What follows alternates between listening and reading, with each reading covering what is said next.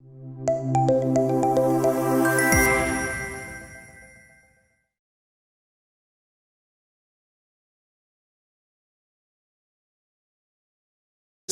of the day. Then by the time if we go with the welcome remark and the keynote address, most of the speakers are on the way, so they'll be joining shortly once we start with the proper roundtable discussion.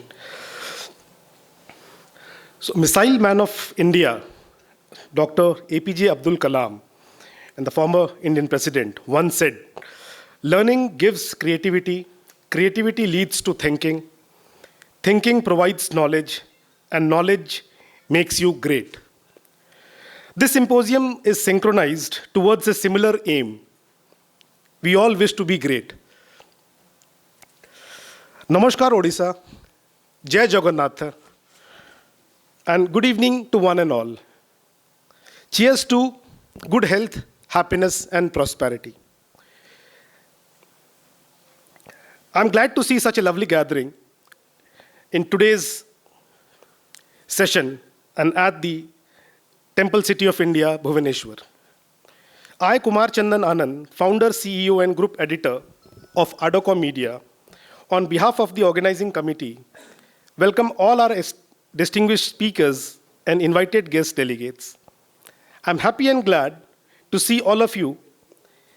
We have interacted many a times, and with some we have interacted for the first time. I'm seeing many new faces over here. And you would realize that every time we are committed to bring something new on the platter, some new technology, some new ideas, some new innovation, and we also try to improve in the quality of the presentation we must be seeing around. And being an educator and teacher, I'm hopeful that you will be giving good marks on this in the kind of improvement which you are coming again and again. The aim is to create platform for collaboration. The aim is to create platform for networking and knowledge sharing for our education community. We welcome our partner Samsung, who have supported our mission of socio-digital transformation and innovation. Mr. Sanjeev Sharma, he's the GM of Samsung. He's sitting just next to me in the front desk. Mr. Kapil Jaitley and Mr. Karthik Sahu. They are representing the team from Samsung India. They are here to help us understand the features and the technology which is booming in the segment of interactive smart displays and how they can help us in making our campus smart. They are here to help us understand that. You can see the Samsung smart displays around us, and shortly we will get to know more information from them in brief. So before we start, let me invite your kind attention towards a small introduction of our company, ArdorComm Media Group. ArdorComm Media Group is a growing media company enabling communities of education, HR, healthcare and wellness, governance, media, entertainment, and art. So we are working into these 5 communities. And we aim to effectively advance their businesses and strategic interest by becoming their collaboration and growth catalyst. Our passion is to co-create, co-learn, and collaborate for innovation and socio-digital transformation. A short overview on how we started this media venture. When the overall industry was sailing across a VUCA phase of existence, need not to again expand that word, we all are aware of what VUCA is. The VUCA phase of existence of survival during the peak of second wave of COVID-19, where the companies were in a cost-cutting situations or shutting down their operations. Loss of job and uncertainty could be witnessed by many of us. A small foundation team dared to start our own media venture. We got incorporated 3 years back as a media startup, and we named the company as ArdorComm, where Ardor dictionary meaning is passion, zeal, and comm stands for community and communication. Our 5 core values are aspiration, reimagination, digitalization, opportunity, and readiness, which can again be abbreviated to Ardor, the first name of our company. And also, I can refer this shift of the phase from an older VUCA to a modern Bani world. The shift is from the world of complexity and challenges towards the world of forward-thinking business practices. We were able to extend employment opportunity to the deserving young candidates having the strong will, zeal, and skill to work enthusiastically and outperform. And with this, our journey as a social entrepreneur started. The hiring process we have kept in such a manner so that we never focused on the degree which a person is carrying when we hired for our company. When we were still in a situation of being an employee somewhere, but when we were entering into an entrepreneurship shoes, we wanted to go with a much practical approach. We wanted to understand the areas where we faced a challenge, where our managers, our bosses, our company had an expectation from us based on the degree which we carried as a certificate in the company. Here, I reversed the model of recruitment in my organization. To the HR and the team leaders in my company, I advised them to look over the skills they have. Like suppose in my company still, the person who has pursued an engineering degree is the content writer. The person who has done a marketing is doing something else. Like in a media company is like correspondent, digital marketing people, designer. A designer is a person, is an engineer. He has not done any, but he had a skill. And somewhere in the previous organization, he was shown a pink slip because of the performance as he was into a sales team. But here, I just reversed the role of that person.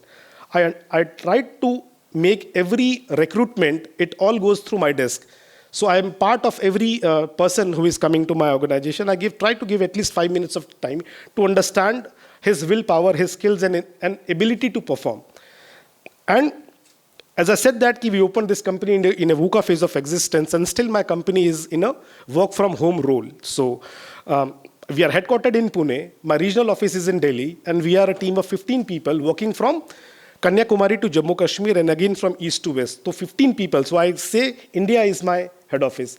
अगर मैं focus करता किसी एक city और reason का office करने से, so I would have been hiring the talent of that particular geography. Then what about the best talents who may be in a smaller town of a city? So इसलिए I have kept that option open.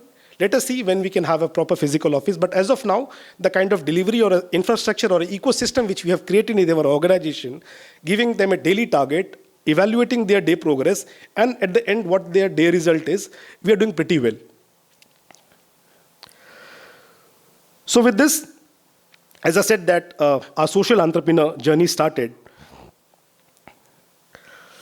And what we aim to become a media voice of the community by enriching communities and creating ecosystem through knowledge sharing platform and informative content. I'm also very glad to share that with your blessings and patronage, ArdorComm Media Group recently celebrated its 3rd anniversary by completing successful 3 years, and it was a roller coaster ride, lot of successes and many failures. So all this has strengthened us a lot, and the way we perform and the way we deliver, it's not a 3-year-old company does that, but it is the passion, zeal, and the kind of experience of 16, 17 years which we have been carried in various organizations. So that gives and that portrays the kind of delivery which we do. And every time we came, this is the 3rd time we are coming to Odisha, and every time we are bringing different technology, we are bringing different partners and different innovation which is happening across. And the way the educators and academicians have welcomed us shows us how passionate and how serious they are into this sector, and the way they are presenting Odisha as one of the emerging education hub of the country. So can I have a huge round of applause for yourself? Thank you so much for making us able to again come back to your cities again and again. So today we have gathered to brainstorm on the theme, the future of education in India. The future of education in India is a critical topic as the country navigates the 21st century's challenges and opportunities. With a young population and a rapidly evolving economy, India's education system must adapt to foster innovation, critical thinking, and digital literacy. The introduction of NEP 2020, a wonderful document which the government of India has launched, it becomes our shared responsibility to how sooner we can implement it. Implementation to हमारा काम है. उन्होंने बता दिया कि this is how we can reframe the structure of education. But it is a shared responsibilities of the educators, academicians, teachers, even the parents and the students कि कितनी जल्दी हम अपने capacity में इसको implement कर सकें. So the introduction of 2020 aims to revolutionize traditional teaching methods, integrate technology, and promote inclusivity and holistic learning, ultimately aiming to bridge the gap between education and employability. So this is for again a surprise that this time the speakers who have been witnessing our event from last 2 times was only comprising of higher education. But this time we have included K-12 as well. So the crowd which we can see around is school education, skill, technical, higher education and university. So isn't it amazing having the entire structure of academia coming at a place? Otherwise, जो K-12 मतलब 12 साल का तो gap miss ही हो जाता है ना. हम लोग केवल फिर एम्प्लॉयबिलिटी और स्किल्स के ऊपर ही बात करते हैं. What about the people who have already trained us and framed us to be a part of the higher education sector? Hence, we thought to give a little twist and also include the main sector of education, which is K-12, into this forum. So we have researched a lot and carefully chosen very interesting and relevant roundtable session topics. Our eminent speakers are the stalwart of the industry, and we are shortly going to witness some meaningful and great deliberations. And I'm very hopeful that we will enjoy, learn, and enhance our knowledge from today's session. And we're also going to post all the videos or the pictures which we are shooting in the glimpse section of our event page, which is there in the ArdorComm Media. Hope you must have seen the event page of ArdorComm Media. Your pictures, your bios are being posted over there. In the glimpses, what we'll do, we'll make the sections of videos and audio separately, and in a 2 days' time, we'll post every section of this event on that. So all the high-resolution pictures will be seeing over there. One more request to all sir and ma'ams, we have been promoting your individual pictures as well as combination pictures in our social media. I would not ask that question, but please like, comment, and reshare from your social media handles. It's a very easy word to search in your, everybody is having a smartphone. It's ARDOR, Ardor, and COMM. It's a one word, ArdorComm. अगर आप ArdorComm अपने smart handles में search करेंगे, Facebook, LinkedIn, Twitter, and Instagram, whatever social media handle which you use, and please tag yourself, please tag your organization, and let the world outside this hall be aware of कि हम लोग आज क्यों छुट्टी लेकर या leave लेकर इस सेशन में आए हैं. They should be aware of what discussion is going to be a part of over here. So hence social media और digital media को हम लोग कम से कम यहाँ से तो inculcate कर सकते हैं to start from here, कि at least tag ourselves, our institute, so that the faculty, the students or the parents who are watching you, who are seeing you as a role model, come to know and understand कि where we are standing today. So please follow our social media handle. In that I want to summarize. एक शायरी से बस अपने speech को मैं विराम देना चाहूँगा कि मंजिलें हमसे हैं लेकिन मंजिलों से हम नहीं. ऐ मंजिल तू रुक वहीं, चल पड़े हैं हम पथ पर, और जिस पथ पर हम चल पड़े हैं पत्थर है वो मलमल नहीं. मंजिलें हमसे हैं लेकिन मंजिलों से हम नहीं.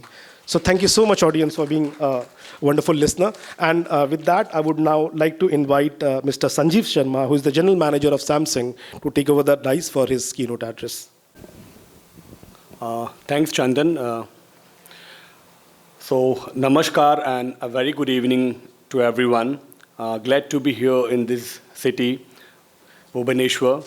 It has always been very wonderful whenever we are here, right? So, as I take my stand with immense gratitude and appreciation for everyone out here in this education conclave, right? I thank you for your tireless effort which you take day in and day out in terms of imparting knowledge through experience to the students and to the community at large. So many thanks to all of you out here for your service and the responsibilities which you are representing towards making a beautiful place, right, and nurturing the talent. So thank you for being part of this event for the advancement of education. India is moving towards the digital journey in every space, including education. And as we at Samsung have aligned ourselves with the Digital India mission, with our product offerings. Way back in 2013, we initiated Samsung Smart School Initiative, and Samsung has set up more than 650 smart classrooms in Jawahar Navodaya Vidyalaya, benefiting more than 5 lakh students as our CSR initiative. So we have the best-in-class product, and we have experience of more than 25 years serving Indian consumers, right? And during the process, we have gained the trust of millions of customers. So let me take you through the 25 years, more than 25 years of journey which Samsung had in India. Our first manufacturing plant came in Noida in 1996, and then in the same year also we set up an R&D center in Bengaluru. This is a testament to our commitment to the country. Over the years, we have seen India growing, and we have grown with India. Let's have a look on the 25 years journey which we had in India. So there's an AV which I'll play. So this is a brief introduction on the Samsung journey in India.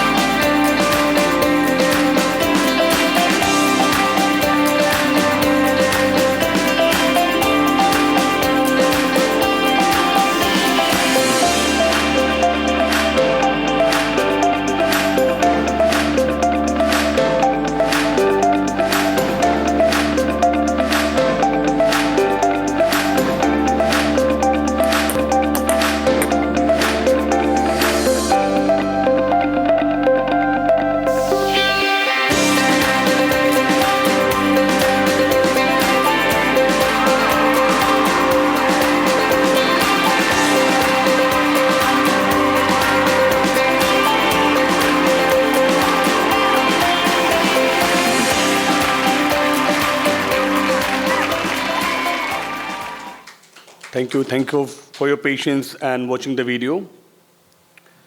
So the classroom of today, both physically and virtually, requires the latest display technology to deliver the best experience for students as well as teachers. With Samsung Display, one can have the best experience, and it can also collaborate with multiple learning platforms. We have solution for outside the classroom and around the campus as well, where even messages can be delivered on real-time basis. We also protect data. We have something called Knox, right? It's the most secured platform, and we guarantee that all data will be protected by means of Knox software. So what offerings we have? As I told you that, yes, we do have solution for outside the classroom as well as inside the classroom. We have boardroom solutions, we have classroom solutions, we have outdoor solutions. So all sort of solutions we have. We have even mobile applications. We have 3 R&D centers in India. If you need some customized solutions, we have that. So that we can discuss as when we discussed post this, right? Already we have set up our products as well. So you can have a look on the product, and then maybe while we engage, we can discuss more on to the kind of solutions which Samsung has and can be implemented in your particular place. In Samsung, we have various solutions, whether it is a mission-critical applications in defense or DRDO or ISRO. We have a lot of installation in these particular places as well, or whether in any university or school or engineering college, anywhere, right? We have product for all sort of applications. So, even surveillance application, hospitality, we have software solutions for content management, both on premises and on cloud. We offer screen size ranging from 13 inches to infinite screen size. You give us a space, we have the product, we can have infinite screen size. So, again, I'll share with you one video, which is a testimony from one of our customer, right, wherein they have shared the experience of using our product. It's a particular school in Delhi, wherein they have shared the experience. So, learning can only happen when it's experiential. This is a video from Maxford School in Delhi. When the learners understand why are they learning what they are learning. So the how and the why comes before the what for us. With the global digital revolution, India has to prepare its students to be future ready. For the digital native generation, Maxford School Rohini surpassed the chalk and talk setting and embraced the potential of technology in classrooms.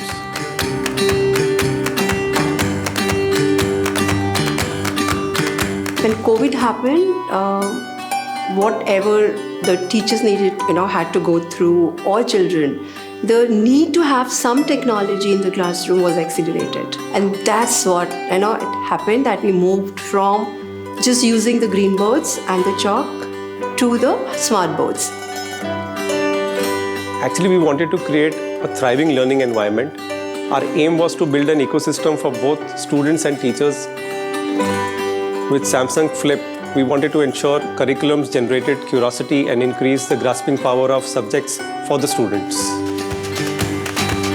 So when we had this Flip 3, and children were very happy, they were very excited to use.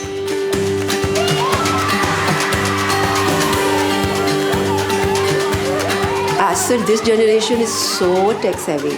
So for them, it was nothing new. So yeah, there was more retention, there was more interest in children's learning, there were more questions in the classroom, there were more responses in the classroom. So overall, the engagement in the classroom was much higher.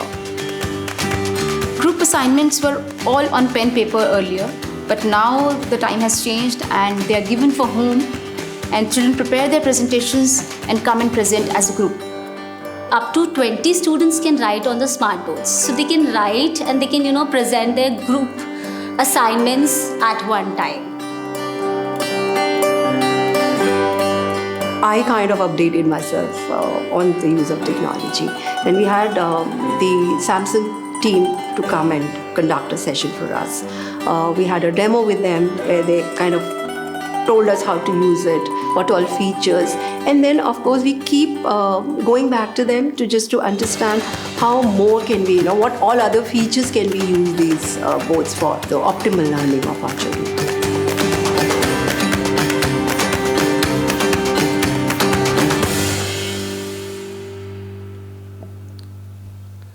Thank you for watching the video. In fact, it was a very good experience for us as well when we had this shoot with all the students.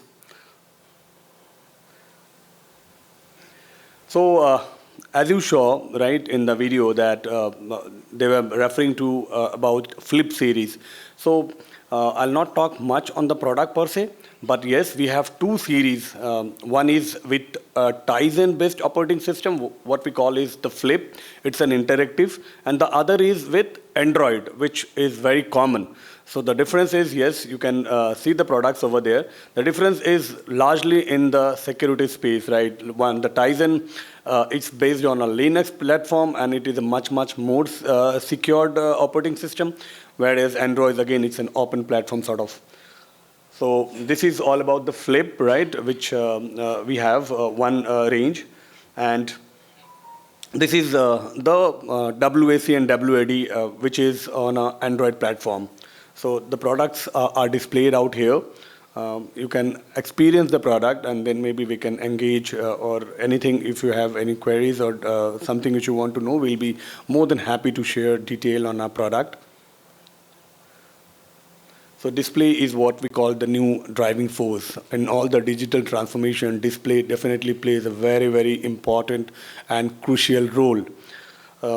And we being a digital company, we being a display and a mobile company, we played a very pivotal role, and we prepare ourselves, right, through our R&D measures and etc., so that we are ready for anything in the future to take care of any of the challenges or opportunities, right? So that we are able to serve the society at large. And of course, we are into business, but at the same time, it's our responsibility as a company, right, to innovate new products and get and deliver it to the society so that it's a better place. So that's all from my side. Thank you, everyone. Thanks a lot. Jai Jagannath. Thank you.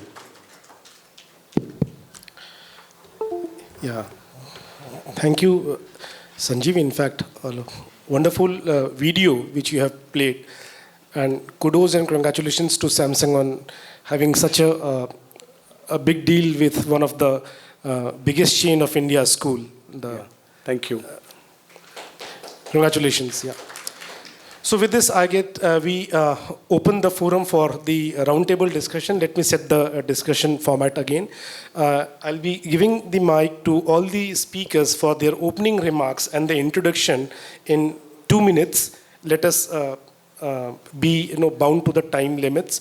And then in the second round of discussion, we'll be dealing in depth to the theme of the discussion, which is future of education. And on the selected topics, which many of you have commented on the group, or those who could not select the topic, you could choose any of these 5 topics to speak, as in when we progress in the discussion, which you feel that could be relevant to you. The 2 minutes opening remarks could be an introduction about yourself, and any of the topics which you are selecting, any case study which you can share, which has worked out in your campus, which has worked out for your faculty or students, which you want to share in this forum, that would make make more sense rather than just a general discussion to it. Because we want to understand more of the best practices which you have done in your campuses, right? I think that's okay. So with this now, I move ahead and I welcome Mr. Pabitra Routray, who is the chairman of Sri Krishna International School, said, I would like you to start with your opening remarks. We can sit in the same chair, sir. Need not to go at the podium. I'll give you the mic to you. So here you can use the mic. You can open that. So please be seated. No problem. Yeah. You can start with your introduction and a 2 minutes opening remark on the topics.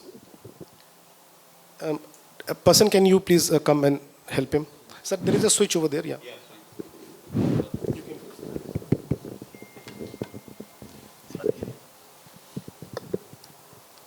Good evening to all. Myself, Pabitra Routray, belongs to Krishna group of companies. Basically, we are in field of education, named Sri Krishna International School. And we have a group of hotels, name of Club Krishna Seaside. We are in field of housing also, in name of Krishna Group. All the Krishna named apartment and malls are in Bhubaneswar, Odisha. Last 27 years we are in that experience. And we are also in building material export and import from China to European countries, South Asian countries. These are our business basically, doing this purpose. And many, many thanks to Samsung and these people. They will invite to me this kind of platform regarding education. Fine. And it is opportunity to actually nowadays AI is coming and digital technology is coming to how to monitoring the school. It is a very, very important factor because you see, last era we just go to a school with a blackboard, chalkboard, and now teachers are also not acquainted with that chalk, and that chalk is also changed. In my time, originally I belongs to Bhubaneswar in Nayak. When I'm like in 70 to 73, when I'm going to school, we are going to a big tree and we are starting our education on that. Then we'll go to school and there is a blackboard and we are sitting and the chalk is there. And after that, when I open a school in Bhubaneswar, my teachers are not ready to use that chalk because they said that the infection is there, all the things there, students are also infected, and then we'll change it. But we'll go for a dashboard. So that classroom and dashboard is lot of difference. And then Samsung is, I think, a company. Now, from every part of educational institute required, like we need the CCTV, we need the softwares, we need this kind of boards and everything. But how to use it? Like AI, artificial intelligence is a knowledge, good. But how to use this knowledge is a very difficult chapter.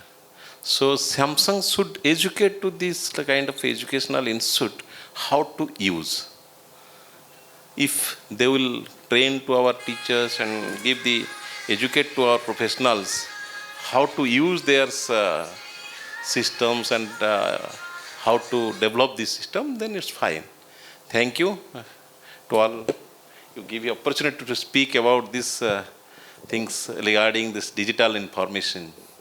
Absolutely, sir. Thank you. Thank you. Thank you so much for your opening remarks, sir. I would now pass on the mic to Mr. Professor Dr. Srikanta Patnaik. He is the chairman of IIMT for opening remarks on the topic, sir.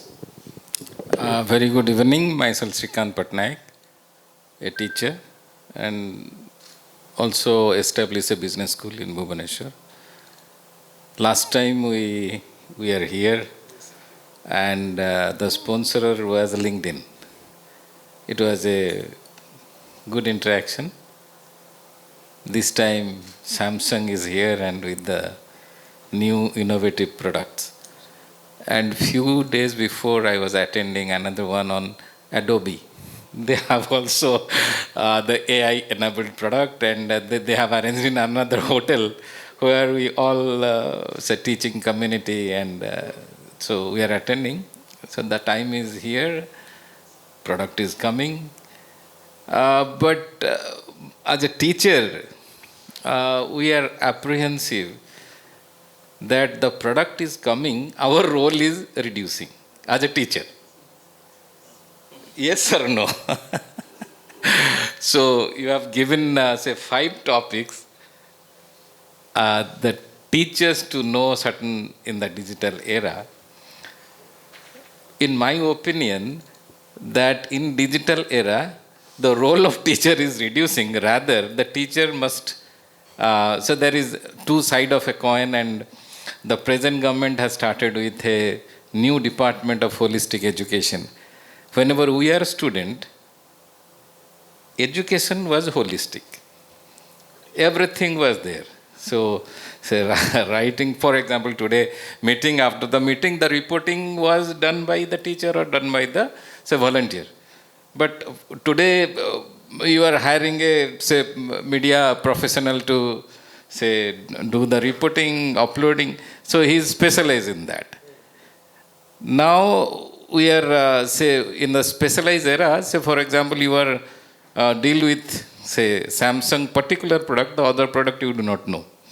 I'm telling the fact. But, think about, 20 years before, everything, someone has to, as a student, someone has to learn everything within that 4-year times.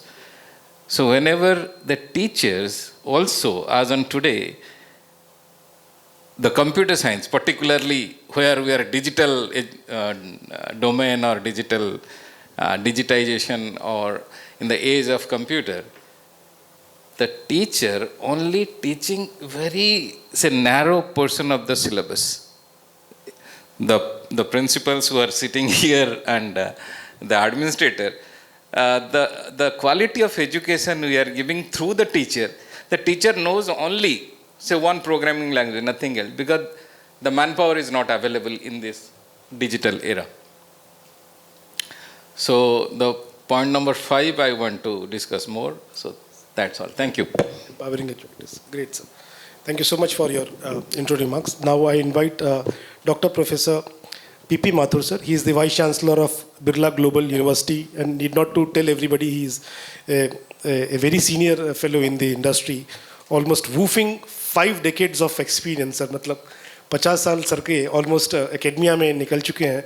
He has been chairing, he's the Vice Chancellor of KIIT University earlier, and then also the founder head of the Center of Excellence in Bioinformatics, Pondicherry University, and a very driving, and very interestingly that is also a driving force behind several educational initiatives, including Study in India program as well.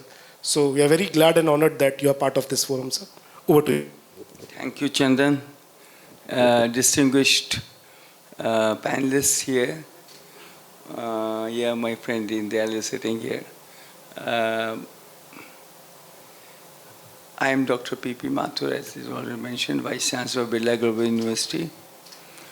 And I have done many experiments in education, and somehow they were successful. One of the experiments which I did in Birla Global University was to have the quality of teaching improved. And I think everybody knows that within the past 4 years, how the visibility of the institution changed, and how the students' involvement and the students' engagement with the teachers as well as the institution improved. Well, I don't have any solutions.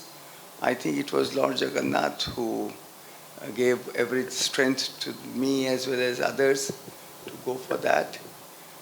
But if any further questions are there, I'll be happy.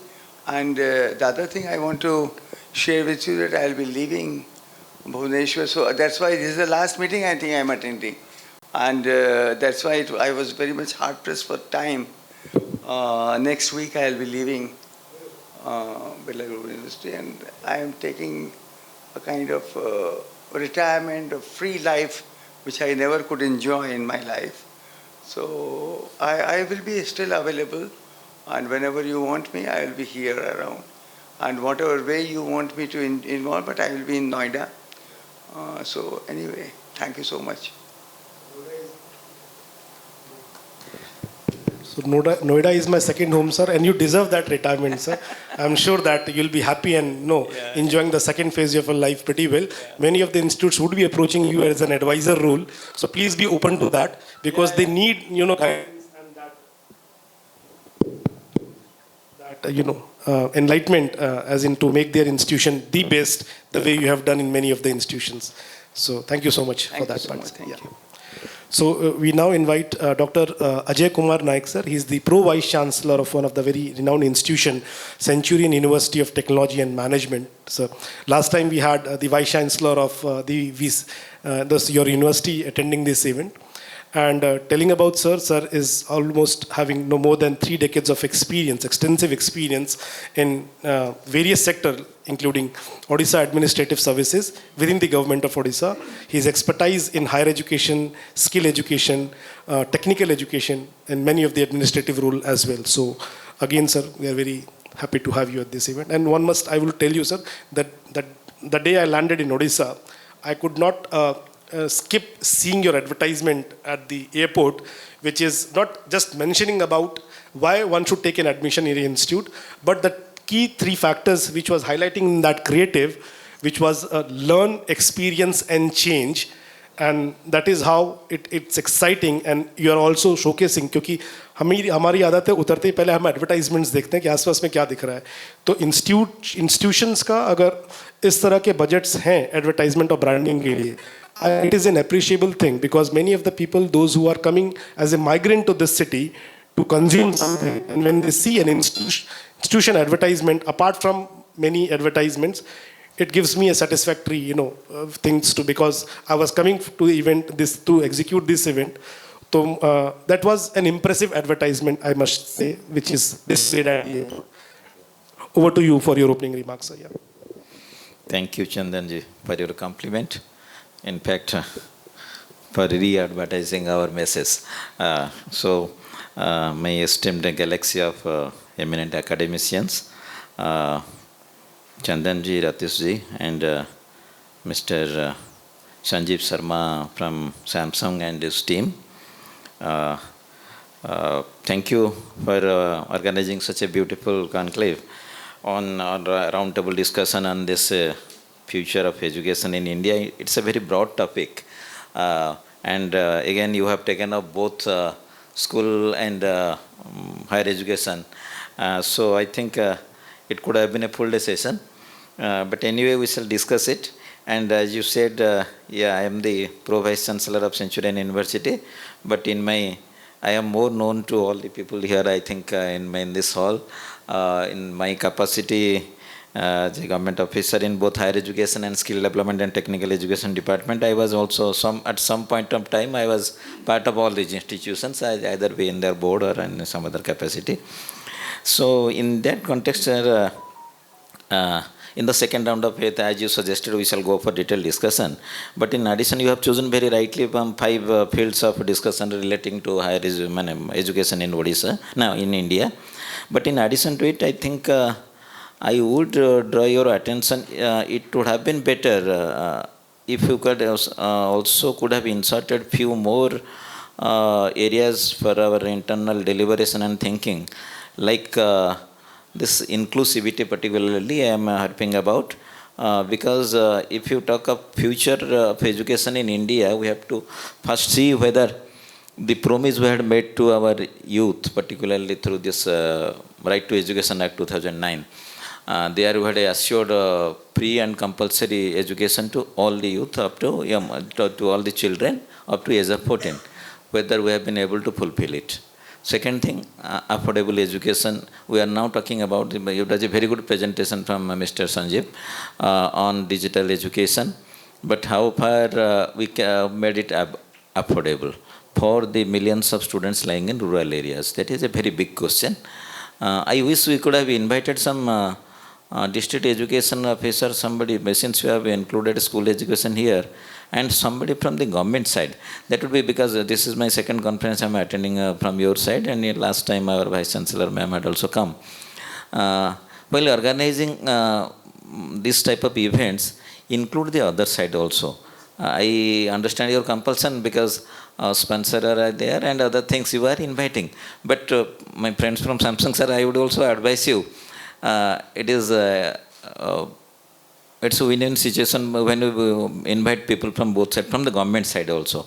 Because now money doesn't lie with higher education department or we with the people. Money lies now in mining rich districts, those DMF districts. Those collectors are sitting on over thousands of crores of money. So from mine sales and other things. So you can reach out to them better. That makes business sense also. So in that context, that is one of the very key issues, whether we have been able to make this quality education affordable and make it reach the ground level in the rural areas. You have one item on innovation in rural areas. But for that, we have to work together in a very sustainable manner. That is one of the key issues. Another issue is use of vernacular language in education. I would request, since those involved in educational tools and creating different things like Samsung or any many other organizations, please focus your attention on that side also, because rural area students need some that type of intervention. The material in vernacular language that enriches their knowledge. Particularly, when I'm talking about students from rural area students have better fundamentals. They are more ethically committed than the urban areas. That is my observation while working in this department. And their fundamental is very good.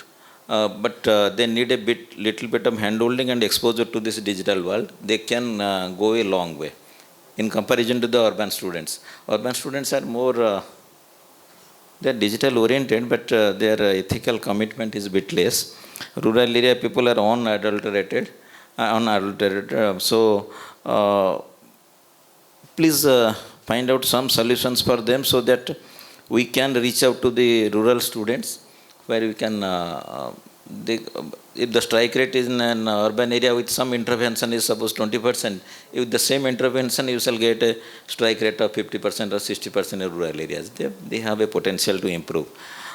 Sir, under the chairmanship of Omkarnath Mahathi, ex-Vice Chancellor of BPUT, we had a committee a few years back to translate some of our engineering books into Odia, the vernacular language.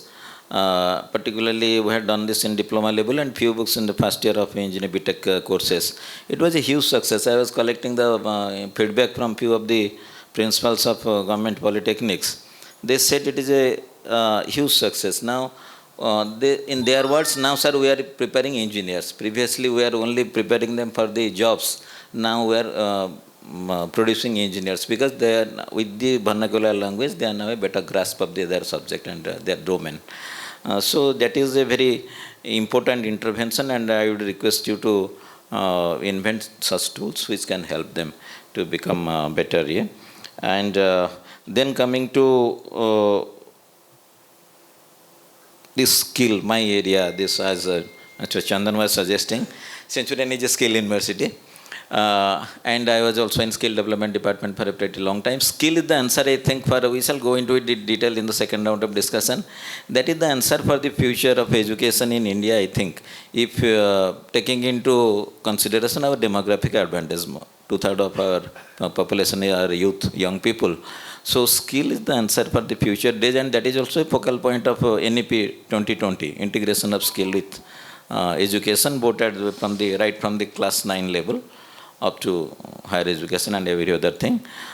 Because I have seen in other countries like Singapore, Korea, Vietnam, the focus, Singapore being a very rich country, and their per capita income is at par with past line of countries like US and other people, but still more than 60% of their students are going to ITIs, around 20% of students are going to polytechnics. So that is their focus. They could have afforded any higher education in any of the international universities, but preliminarily their government policy is that they are exposing their students to ITI and polytechnics so that they acquire some substantial skill and thereafter may go for higher education. So that should be focus for our educational structure also, and that is the focus of NET 2020. So we shall go into in detail. So once again, thank you for organizing this conclave. Thank you. Thank you so much, sir. Yeah, definitely a clap is for you. And very important pointers which you actually picked up. Inclusivity is very important. Again, in rural area we have to go, but we have to again look on the factors of affordability. And including government, just when we started the event, we just have discussed that. Ki government ko bhi include karne ka we can think for any of the events. That makes the event more serious, and people, they come as then because they get a platform of somebody from the policy makers also is answerable to their pain areas, and they should also be a part of such forums where entire communities will be looking after that. Vernacular and again skills. These are very important pointers which you have picked, sir, which could be helpful for other speakers to make additional comment to it. Thank you so much. We invite Professor Dr. Vibhuti Bhushan Pradhan, who is the Pro Vice Chancellor cum Registrar from one of the very renowned universities, Shiksha Anusandhan University. And glad, sir, that you try to make to attend this event every time when we extend an invite to you. Thank you so much for that. I think it is thank you for this roundtable meeting. Special thanks to Chandan and the Samsung team. I think you already talk out or come out with all the points. One way you are thinking of holistic education, one way you are thinking of the inclusive education, and one way you are thinking of the rural development, one way you are thinking of the urban development. So we can say that why there is a digital divide, the rural-urban divide. So the divide, the problem should be overcome, and the overcoming should be done at a government level. I think there is more infrastructure development is required, more effort is required, so it is to be developed by the government level more. Then you have to see how to overcome those things. through the technology, through the learning behavior, or through the various efforts done by the digital area. Then with this, we should look into the introduction of the NEP.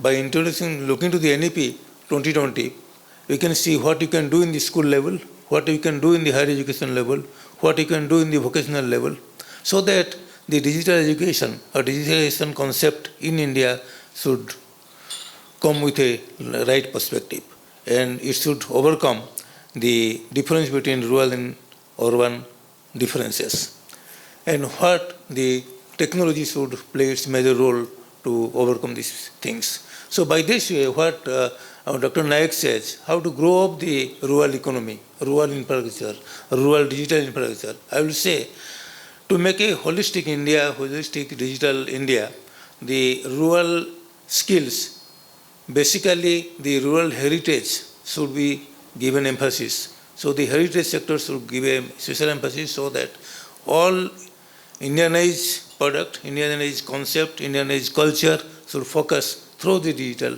and it should come out across the globe for better India. Thank you. Thank you, sir. Valid point. Now, I would like to invite Professor Dr. P.C. Savantrai, Director of Sudhananda School of Management and Computer Science. Over to you, sir. Mr. Kumar Chandan, Anand, Mr. Chandan Anand, Founder, CEO, Group, ArdorComm, Mr. Sanjeev Sarma, General Manager, Samsung, and distinguished eminent speakers of the house. A very good evening to you all. I am really thankful to Mr. Anand for giving us this opportunity for sharing our experience in this house. This is the third time I am participating in the ArdorComm conclave. And as you know that I started initially my career in the Odisha Government Corporate Service in the year 1976. Then I switched over to teaching profession under the aegis of National Council for Corporate Training under the Ministry of Agriculture and Cooperation, Government of India. I served in different parts of the country like National Institute of Corporate Management, Vaikuntha Mehta National Institute of Corporate Management, Pune, Regional Institute of Corporate Management, Bangalore, Indira Gandhi Institute of Corporate Management, Lucknow, then Gandhinagar, and lastly, I served at Madhusudan Institute of Corporate Management, Bhubaneswar. After my superannuation, I rendered my services at Sree Academy of Management, BITM, Bhubaneswar, and presently I am serving as a director in Sudhananda School of Management and Computer Science, and I am having a long 35 years of teaching as well as administration. I will just add a couple of points here because the time is only 2 minutes. When I have picked up this teaching profession under the aegis of National Council for Corporate Training in the year 1983, just 83, and now we are, it is 24 is the last phase. At that time, when from state government I switched over to central government and picked up a service, teaching profession at National Council for Corporate, I was not aware of ABC of what is that institute, how I will go along with this profession and all the things. But in the process, at that time, when the interview process was started, at that time, normally during those only call letter goes, personal interview, then selection. But in 93, I remember very well, there is 4 phases of interview, then that is group discussion, written, group discussion, then personal interview and all these things. After coming through all the forces, I have clicked and posted first at Lucknow. And Lucknow was a Hindi-speaking belt. When I was posted there as a lecturer, just I am thinking because just focus on only, I started delivering the goods in English. Then simply on the next day, the students complained against me and thrown a letter to the government of India. This man has come from Odisha. We do not know ABC of him. He's delivering everything. Then my top boss from Delhi, he told Mr. Samantarai, why you bluffed that you have mentioned that you know English, Hindi, and all these things, and you are unable to, you pick up Hindi, otherwise you could dissolve. Unfortunately or fortunately, when this red letter came from this, I have to pick up Hindi and deliver this goods in Hindi. What I mean to say is that it is learning is a continuous process. There is no age bar for learning. I am a super senior citizen. Every day we become outdated, and every tomorrow we have to update ourselves. Then I have to, because another example I am telling, what we have been taught in our school career, in our college career, in our university career, and what we have been teaching now, there is a huge gulf of difference between the theory and practice. Because I have the exposure of Indian Institute of Management, Ahmedabad, where I have 1 year from the faculty development program I had attended. There we are supposed to sit behind the students, behind the PGP students. There the entire teaching methodology in CAS method. So we are dumbfounded when we are scared whether the students are brilliant. And we are being teachers when we are sit behind them. We are unable to picture, it is very difficult. Traditional method of teaching means the teacher comes to the class with a book or some points and he will write down on the chalkboard and we will just, that is the, but there, the case method, you have to come prepared with the case and you have to present. This professor will not allow you to spare. Sir, 2 minutes. 2 minutes is over, sir. It's 5. That case method of learning, how we prepared. I mean to say, that was my bitter experience, how I excel in this teaching profession with all the phases of my teaching career. Pardon me for being a villain, sir, but I have to do that. So I will now invite Dr. Ajay Kumar Swain. He is the director of Synergy Institute of Technology. Over to you, sir. Good evening to all. So here, first, my teacher is here. Sir, Srikanta Patnaik sir is my direct teacher. First, I give you namaskar to my sir. And then, Dr. Ajay Kumar Nayak sir, my advisor and a philosopher and everything. So, thank you all. Thank you, Chandan. Thank you, Sarma ji. And thank you, Ratish, also. Because of this is my first appearance. Okay. And being a teacher, I feel proud myself. Because teacher has no age, teacher has no retirement, teacher has no anything else. We will born sir and we will die in sir.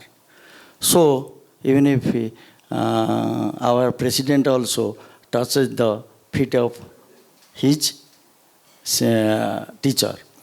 And in my definition, teacher profession, T means teaches us, E means explain us, A means advises us, C means correct us, H means hear us, E means encourage us, and R means rectify us. That is my great Srikanta Patnaik sir.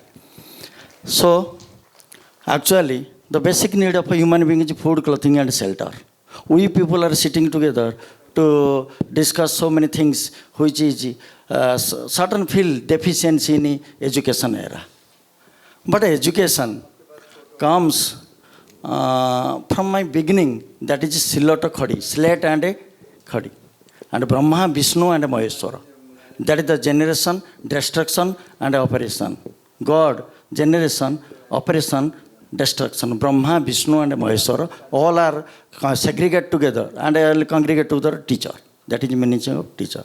So, first of all, sir, in my classroom, I always take the reference of lower students, weakest students as taking reference. When he admit, sir, I understood, then I feel that all the students, perhaps they will satisfied by their own courage.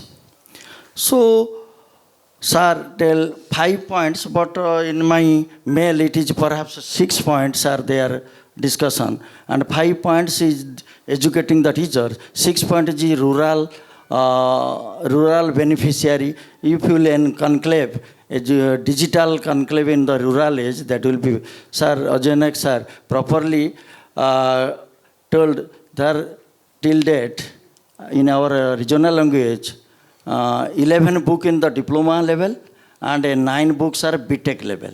So that is very success, sir. And first, our college first purchased that Odia books. From that, I say AR. Okay. So this is the very good thing. We organize that. I might do request all of us, please think about that weaker area, that is rural area. You will go to your own village, whatever respect come their heart of their person who belongs to your village, but you cannot expect that type of behavior from your urban areas, relatives also, even if also own happiest relative. So therefore my point is that please, if you will all think, put two hands together and do the betterment of the rural areas, that will be very good things. So thank you all. Thank you, sir.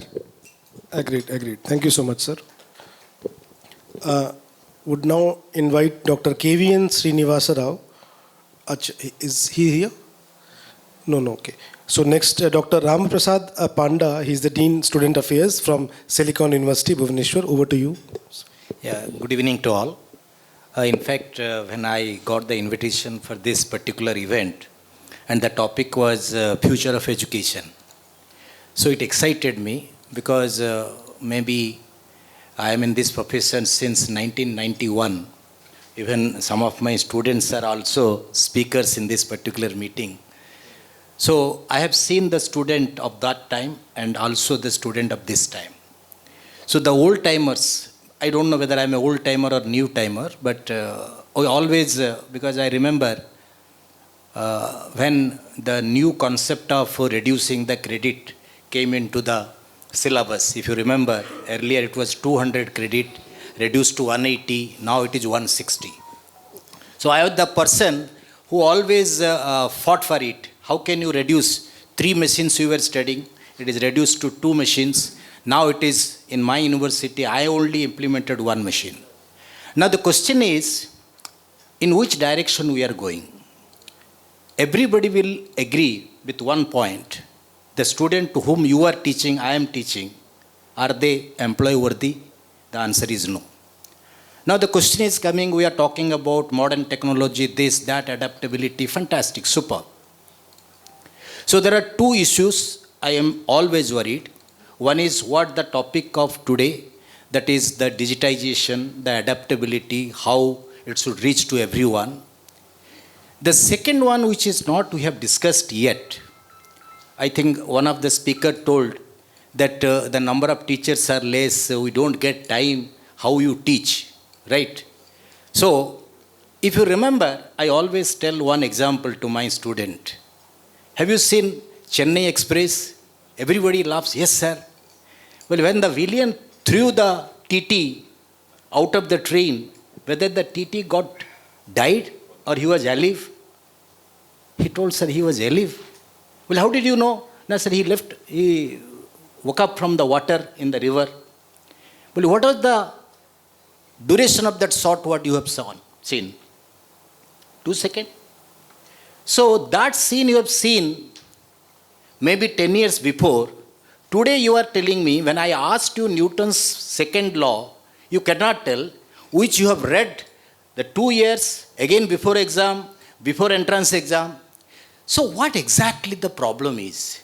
If a 3-hour movie show is completely understood by a student and he can tell everything of that movie even after 10 years, why a student who is being taught for the whole semester is not able to? So that means now where we should understand one thing as a teacher, we don't know. We are still behaving like a teacher. We should be mentor. That means here learning is more and teaching is less. But the old timer like me also, once upon a time we were thinking, We should always teach more numericals we should solve in the class. People should practice. No, it is not going to happen. So that means, yes, thanks to the digital world, people have lot of information, but unfortunately, during our time, no information, but people were getting knowledge. But today, more information, but we don't know how to mentor the student, how to capture those information and to enhance their skill. So this is a high time. I don't think there is a ready-made solution as on now, but it is a continuous process. We have to use the digital platforms, new technology, and also you should know how to make a student to learn. That skill of learning is very important through task-based teaching, which is still to come to our platform in general. So hope in the future sessions I will deliver my ideas in a better way. Thank you. Well said, sir. In fact, the example which you said of Chennai Express, these are the life examples which, again makes our senses on, so that we are little distracted, but in a different way, you catched our attention and you thought to, put your thought in a better way. Skill of learning and task-based teaching. These are very two important pointers which came out from your opening remarks. Thank you so much. Would now invite Ma'am Anuradha Rakshit. She is the principal of DPS Kalinga from Cuttack. We welcome you, ma'am, for your opening remarks and intro. Thank you so much. And a very good evening to one and all present here. Now, I think I have been given a very difficult task because I have been hearing everybody speaking of higher education. But on one side, I have been given the difficult task, but I think we are overcoming the most difficult task of handling the foundation level. Yes. We all must admit that out of any child's academic career, school is handling 15 years. 15 years of schooling, and there we are not only teaching, we are developing their personality, we are identifying their traits, we are respecting individual differences and working on that. And that is all what NEP speaks about. See, when the foundation is not strong, then whatever inputs you keep on giving, it will be a futile exercise. What examples sir gave just now about Chennai Express, I as a teacher felt, why did the person retain it? Because it was a visual stimulus. And there comes the digital world. Now, what is the digital world doing? It is helping the child to remember, recollect, because the reinforcement is through the visual stimulus. It is not that we just take, why do we say that chalk and talk theory? Chalk and talk, even method of teaching was very effective when they were auditory learners, when they used to hear and learn. But retention is more with visual learners or the visual stimulus. So I think for the introductory session, I keep it to this, that the foundation level is actually what is being made in schools, and me being for more than 3.5 decades in school education, and coincidentally, my 3.5 decades, I have only been associated with DPS, which is a brand all over India, not only India, also overseas. And I started my career in DPS Noida. Yeah. So when I heard Noida, it was nostalgic for me. Yeah. So, and today I am the principal of DPS Kalinga, but it's not that you come to principal, you're first a teacher. And I always believe in that, whether you're principal or not principal, your passion should be there for teaching. So with this, I feel that I'll continue about school education, which is very different from all the higher education on the second round. Thank you. Thank you so much, ma'am. So a lot of respect for you, Anuradha ma'am, the way when the millennials were getting born in 80s, 1986, you were there in DPS Noida. So that is one thing, and it excites us a lot that how passionate we are in the education sector. So no matter it's higher education or school education, what drives us more is the passion of teaching. So that's a different exercise altogether. It is not a profession at all. It is a different thing. It's a different world, teaching thing. So thank you so much, ma'am. Likewise, media. So media is not a profession at all. It is a task and a responsibility to a society which we have to do. So that is these are the pillars of the society which we are in. But thank you so much for your opening remarks, ma'am. Well said. We now invite Professor Dr. Suvendu Prasad Sahu. He is the principal of Einstein Academy of Technology and Management. An interesting word you have used as a prefix to your institution. It catches the eyeballs and the ears. So tell us more about how Einstein came, sir, and for your opening remarks. Yeah. Yes. So very good evening, one and all present over here, and thank you very much for inviting me to attend this meeting. And as Dr. Panda sir has told that his student is over here as a speaker in this meeting, I am the student, and when I was doing diploma, he was my teacher. So, as you told to tell about a case study that we have done with this digital implementation in teaching. So before COVID, actually I was appointed there in Einstein Academy in 2016, and by that time I can say that everybody, all the teachers used to teach through blackboard and chalk, by using blackboard and chalk teaching. Now once that COVID has come in 2020, we used to use the digital platform, and from there I can say that we have got very high percentage of success. Actually, as per the university guideline, we have to take 40 hours of classes for a particular subject per semester. And we used to take around 45-50 classes to cover up the course, and we did not able to find time for revise and all. But once we have adapted this digital platform, we are able to complete the course within 30 or 35 classes because it was so fast. And we used to get revise our subjects for the students. So that also we got very much success in our college result and all. So I think Samsung has also taken initiative in bringing up products for such digital education. So I think that the outcome, whatever we'll get from this meeting, will be very much helpful for us and to guide our teachers and students to be educated in this digital era. Thank you very much. For your remarks, but the second part you didn't answer. So why Einstein to your institute? Because he was a renowned scientist, and my chairman has been established in the name of that renowned scientist, so that students also will be motivated by taking. Great. Yes, for that reason they have taken. I think. Right. Well said, sir. So instead of, say, not to comment on anyone, but many of the institution names or any of the product name we keep by individual owner name, जैसे Ajay Institute, Vijay Institute, Rahul Institute. Why not to use the names which are already there as a scientist or the the leaders of the, so that makes an impact to the overall society and even to the newer generations who are coming. So thank you so much for your comments, sir. Now I would like to invite Dr. Madhaba Panda, who is the chairman of Oxford Group of Institution, for your introduction and an opening remarks of 2 minutes. Sir. Thank you so much for being a part of this event. Can we, sir, you can be seated and speak. Yeah, okay. Yeah, good evening all of you. Myself, Dr. A.M. Panda. I'm basically a doctor, I'm basically a surgeon and chairman of Oxford Group.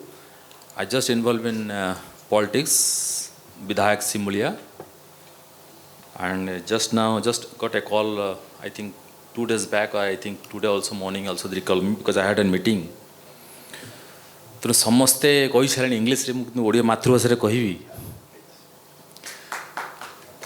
because I love Odisha, also I love also my Odia भाषा समस्ते English रे कहउचंती मुटी ओडिया रे कहिबी.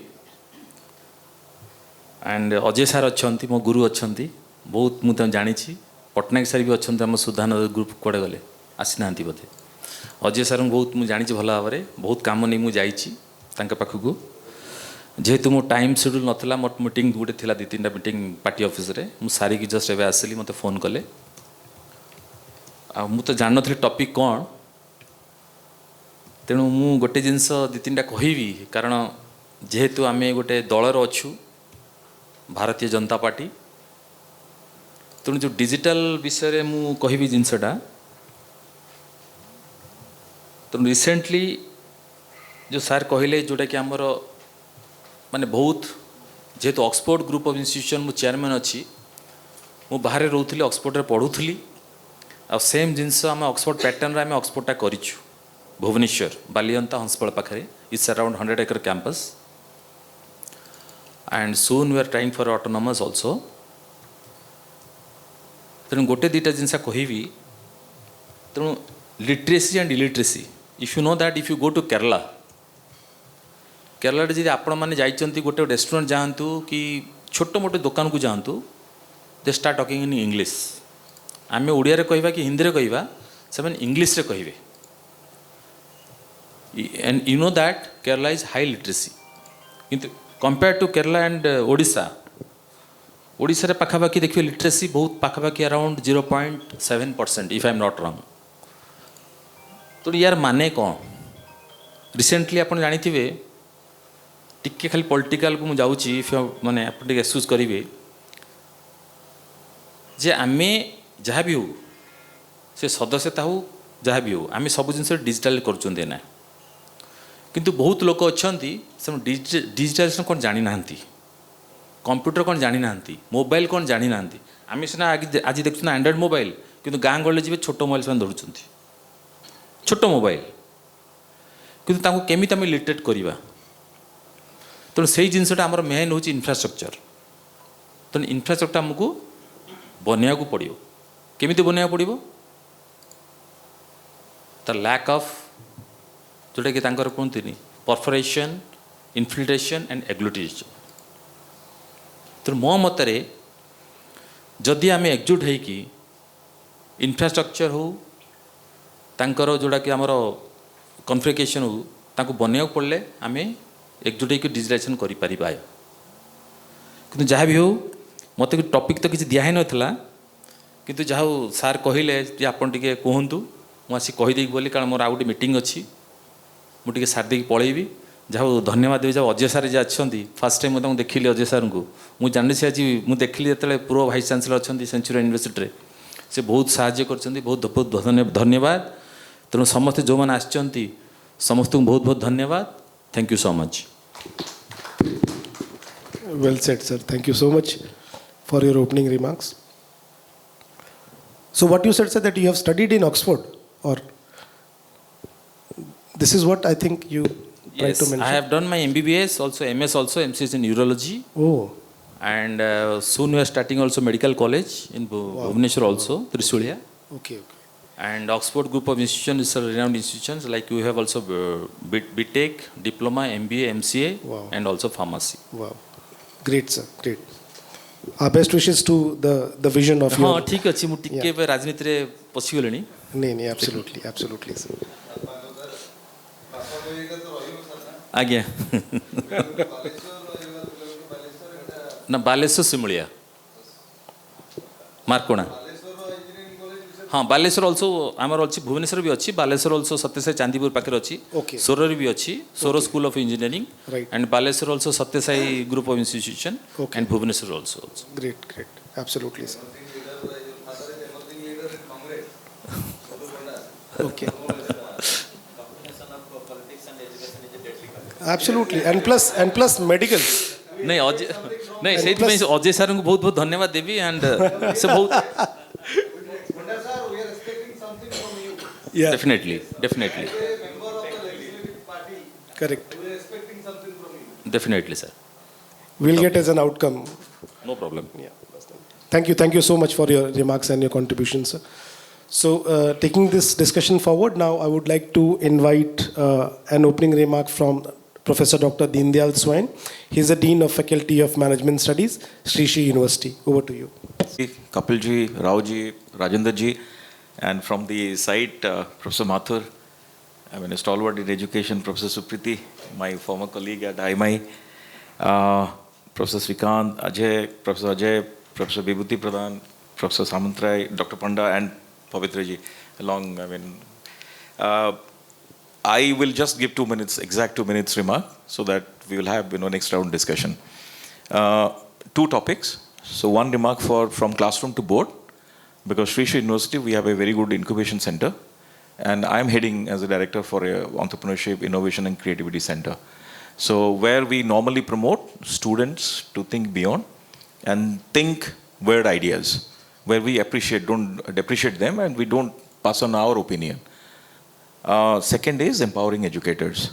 I've got few points trying to jot down. First is, I'm just talking about few platforms of technology. Wordbise, Skipace, Quillbot, CopySpace, a few. I'm a digital marketing faculty. So the first thing is, if you talk about empowering educators, all faculties, I'm just making a generic statement, please forgive me, need mental orientation towards that adoption technology. Because technology doesn't mean only the interactive television and how to use it. And if you see 90%, wherever I've gone, I've seen this, don't have empirical evidence, but teachers are only within note and few videos here and there, that's all. That's digital education. So first one is, because you are the best in the industry in digital education, first is mental conditioning is very important. Still 90% hangover is there. We talk about AI, all these things, but how many of us use this technology now teaching and daily life? How many of us are ready to invest that much of time and effort? That is another issue. Second is, we need to have faculty development programs. Because some of the institution chairpersons are there, chairmen are there. We need to have a dedicated budget. And you cannot force every faculty to join a particular bandwagon.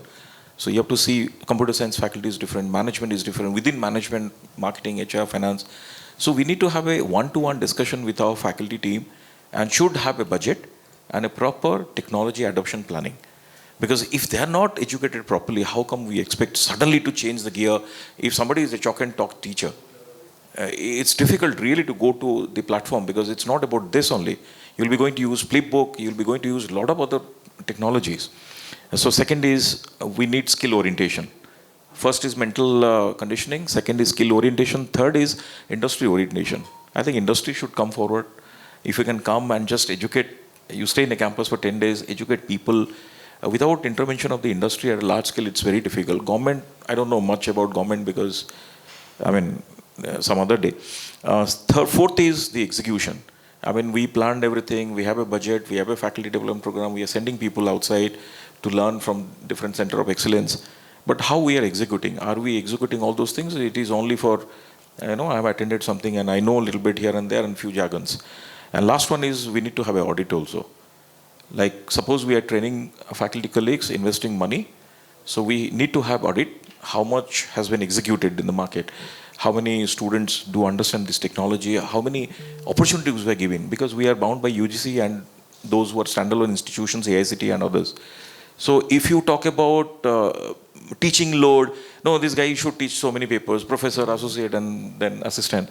And then you talk about technology adoption. So we need to have a clear-cut plan that can we reduce one, 4 credit or something like that for a faculty, and we ensure that there is a roadmap. The faculty will go through training, execution, all these things. How do we set up this ecosystem is important. So this is my initial comment for the empowering educators. The second one is the classroom to boardroom.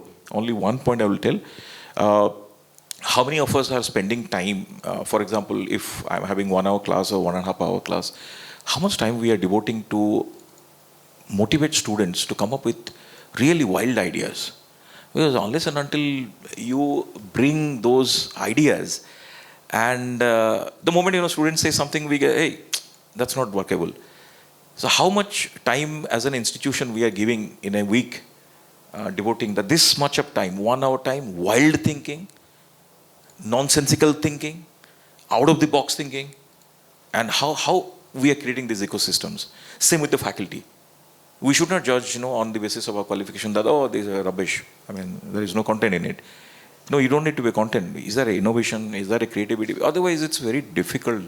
If you don't devote money, if you don't devote plan, if you don't have an ecosystem, only discussions will happen, but execution will be poor.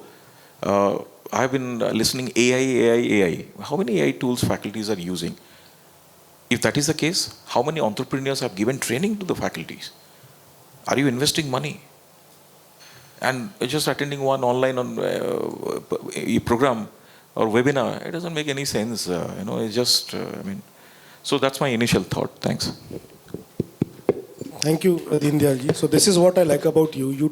You are very sensitive to the topics and a very important real and pain areas you discuss, which should be discussed, and we should come up with a conclusion and idea.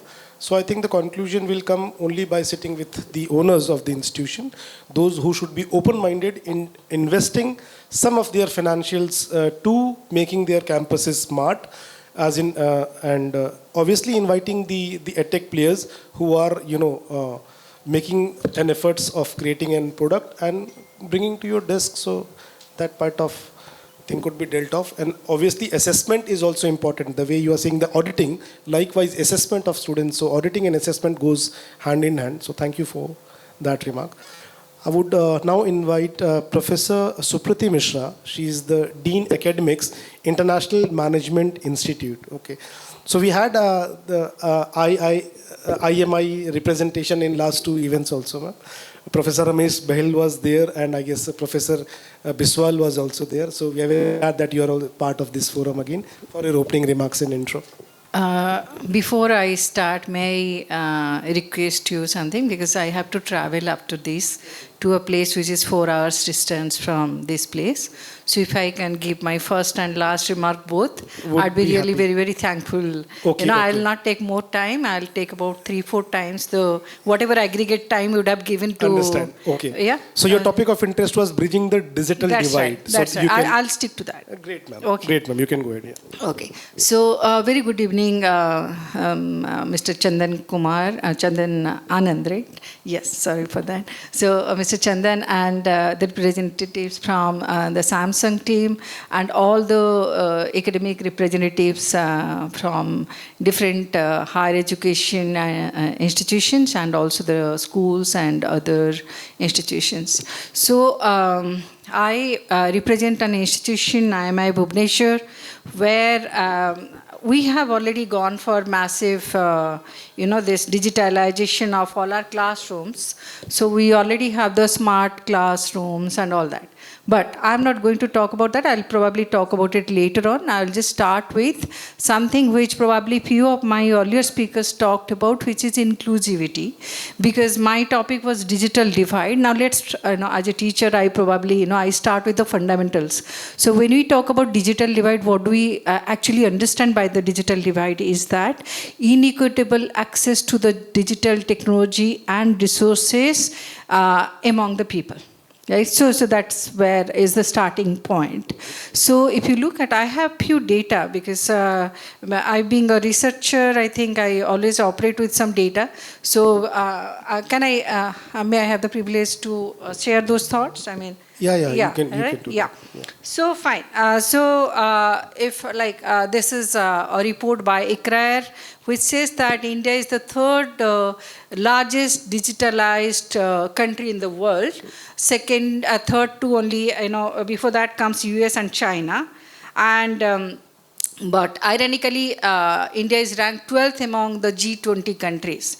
And another very important thing is about the kind of, the disparity in access to. So at one side, we are among the third largest in terms of digitalization, but again, we are 12th only among the G20 countries. What explains that is because, the other countries where they are looking at the relative rankings, so there probably we fall short. But I would talk about the divide, the digital divide across the different gender. Particularly one of my interest area is also the gender gap in digital access. So there, if you look at first is, I'll talk about the rural-urban divide. So if you look at the rural-urban divide, I think few of the previous speakers were talking about how the access to digital technology in the rural sector is very less. And let me give you the information that it's the ratio is 58%. So when it is 58% in the urban areas, it's the rest is about, I think, 42% in the rural areas. And talking about women, where primarily my interest or research interest lies, is about the gender inequality in terms of access to digital technology. There is now, I don't know if you are already aware of the term called digital poverty. Now, digital poverty actually, links to it with this digital divide, where they're talking about how inequitable access to digital technology actually, acts as a stumbling block for whatever big we're planning to go for, taking the digital technology to the classrooms. So if you look at globally, women are 18% less likely than men to own a smartphone, and far less likely to access or use the internet. These are some facts and figures. In the past year alone, 250 million more men than women were online, and only 28% of the access to digital technology was done by the women.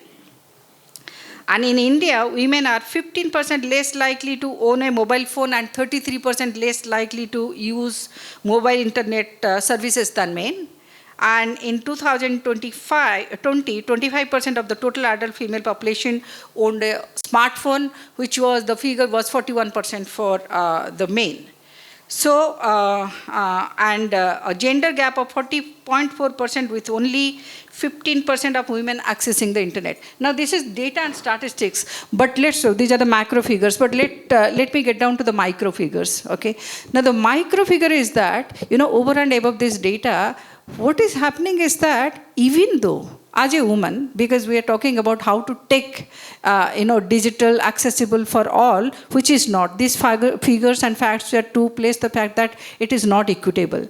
So if that is the case, it's not just about accessibility to this digital technology, for example, a smartphone or something, but also even as a woman, if I own it's very rare that many of the women would own a smartphone, and even though they would own one, particularly if we talk about the rural hinterlands, the uses of the mobile phones are again monitored by the men folk.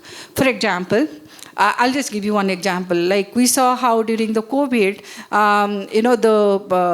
the education kind of travel to the digital mode, right?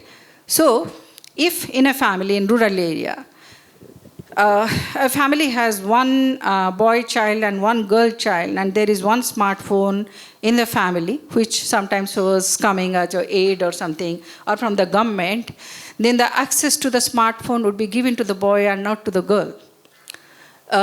When we talk about accessibility of phone for the education, and you can imagine the case of girl children then, girl students who, where the education was only through the smartphones, particularly in the rural areas. So it was very interesting. It was not like the elite B schools which we are representing. It was like, because one of my, acquaintances, she was a teacher. So I asked her, like, how do you give, what do you do? She said, we just send the lessons or whatever to be, taught through the WhatsApp, and the questions also through the WhatsApp, and the students would reply to that. That was the kind of, mode that they were. Because the rural area, the internet connectivity and broadband strength in the rural area is miserable. Like even the place that I'm traveling to now, Bhubaneswar, I think you represent there. I'm traveling to that place now. There also, I see the strength of the internet is quite, kind of fleeting. So and Bhubaneswar is supposed to be a little bit, better state in terms of the access to the, better district in terms of access to the resources. So the digital, divide defines all these things, right? Inequitable access to these kind of resources. So how to bridge that?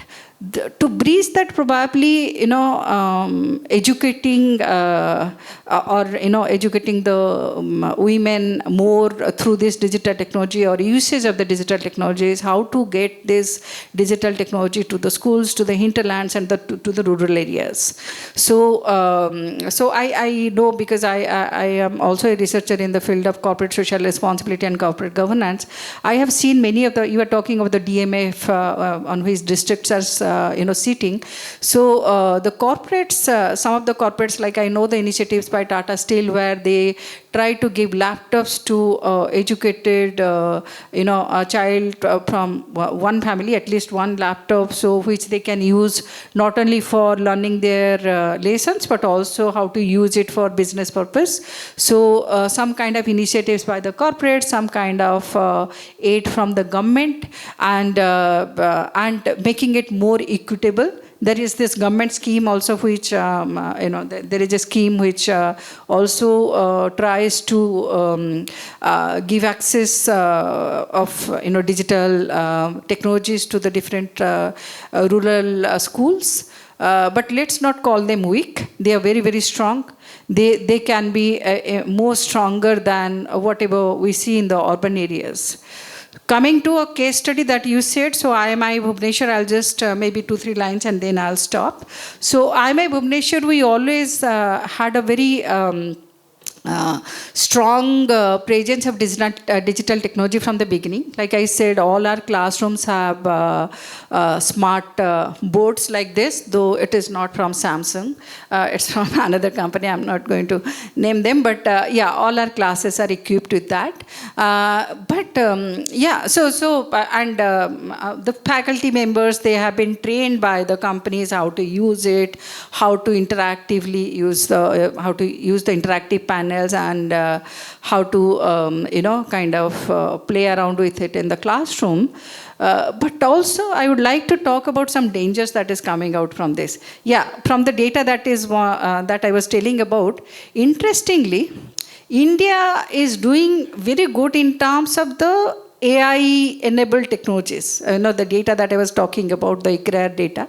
So they did a study of, long study, which is there in their website, Side Report 2024. So there they are talking about how India is also leading in terms of in the AI-enabled sector and also startups, right? So these are the two leading sectors. The danger that we are facing in our kind of institutions is the overuse of these technologies. For example, our students are so much used to this chat GPT, which is AI enabled, right? So what is happening is that whenever we, the students are writing any mails or any kind of things to us, they write in such good words and languages, I tell them that this is not yours, right? So this is AI chat GPT enabled. Right? I'm sure you also must be facing the same in BGU. So they are in fact overusing the technology, which we do not want. So there I'll give you 2 examples. One is that of Amazon.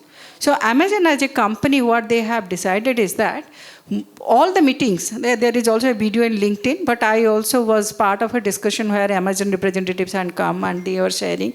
And that was long time back, 2015-16. From that they have this, kind of a practice that they do not allow their executives to present any PPT. They would say that whatever you have to say, you scribble in a note, okay, and you come to the meetings and you present it there, okay. Second, like I said that we have a very smart classroom, enabled, AI enabled and internet enabled classrooms. But one of my classes that I conduct open air, that is the most subscribed and the most popular class. And for that classroom, I do not need anything. I do not need a smart board. I do not need a whiteboard. We do not have blackboards anyway. So there, the students are told to come prepared with certain topics that I would have given them beforehand. So they would have researched on it. They will not refer to any notes, any phone, nothing. They'll just come and they will discuss it. And that is one of the most popular classes in our institution. So yes, digital technology should be there. But when we are talking about it, we should also know how to use it responsibly. And the third thing is how to make it more accessible and more equitable. And fourth thing is how to also not let the students get into the trap of this, AI-enabled technologies. So with this, I would stop. Thank you for giving me this chance to, finish my topic. I would also, before I end, I was actually, I was getting a little bit skeptic about something because the way the discussion was going, I was just thinking that will come from that side and I'll be the last but one. And then I'll just put my speech and then I would probably heard Professor Swami and then I would have left. But anyway, I would also respect other speakers. So I'll be here for a few more times. But understanding my limitation, I would request if you could allow me to also leave the Absolutely. meeting. But please, listen to what... Yeah, sure. But this is what we wanted in the second round of discussion, which you luckily came out in the first round. And this would actually give a streamline to other peoples to contribute a bit in that lines instead of just making a general remarks. Let us stick to the topic of the discussion, which will make more sense to the roundtable which we are doing today. So thank you so much for that approach, ma'am. Yeah. So can we have a round of applause for, thank you. And before ma'am leaves. Very productive. Yes. Just small addition to Madam. Madam was the leader of some Odisha, Agami Odisha Initiative. Yeah. Wow. Future of Odisha. No, that was an initiative which we had done quite some time. That's sorry for the digression, but that was the objective of that was to get higher educational institutions to the state. And that started the onset of coming up institutions like IIT, IIIT, NISER and all to the state. And that is the time when we actually worked across the party lines where Dharmendra Pradhanji, Arun Sahu, so across the party lines. So all of them were part of our movement. Yes, but thank you for mentioning that. So, great. You are okay, you witnessed. Yeah. So before ma'am leaves, taking a cue from Supriti madam, just in this particular field of digital divide, since our friends from Samsung are present, in this field particularly we talk about industry-academia collaboration to bridge this gap. So since Samsung is a leader in designing this digital tools and also you are designing into the area of the softwares also for this by educational purpose. Would you please enlighten us what intervention Samsung is doing for this, bridging this digital divide, particularly in rural areas? What are your initiatives from industry side just? Because you are the only person representing the industry today. So, there are various CSR activities, right, which we keep on doing time to time. Like one is the various schools, right, not only rural, even higher education also, in both the fronts, we do take initiative time to time, like Jawahar Navodaya Vidyalaya. Similarly, there are many schools wherein we go, we teach them on, or we showcase them the products or the technologies, right? And also we kind of sponsor products as well in the rural areas.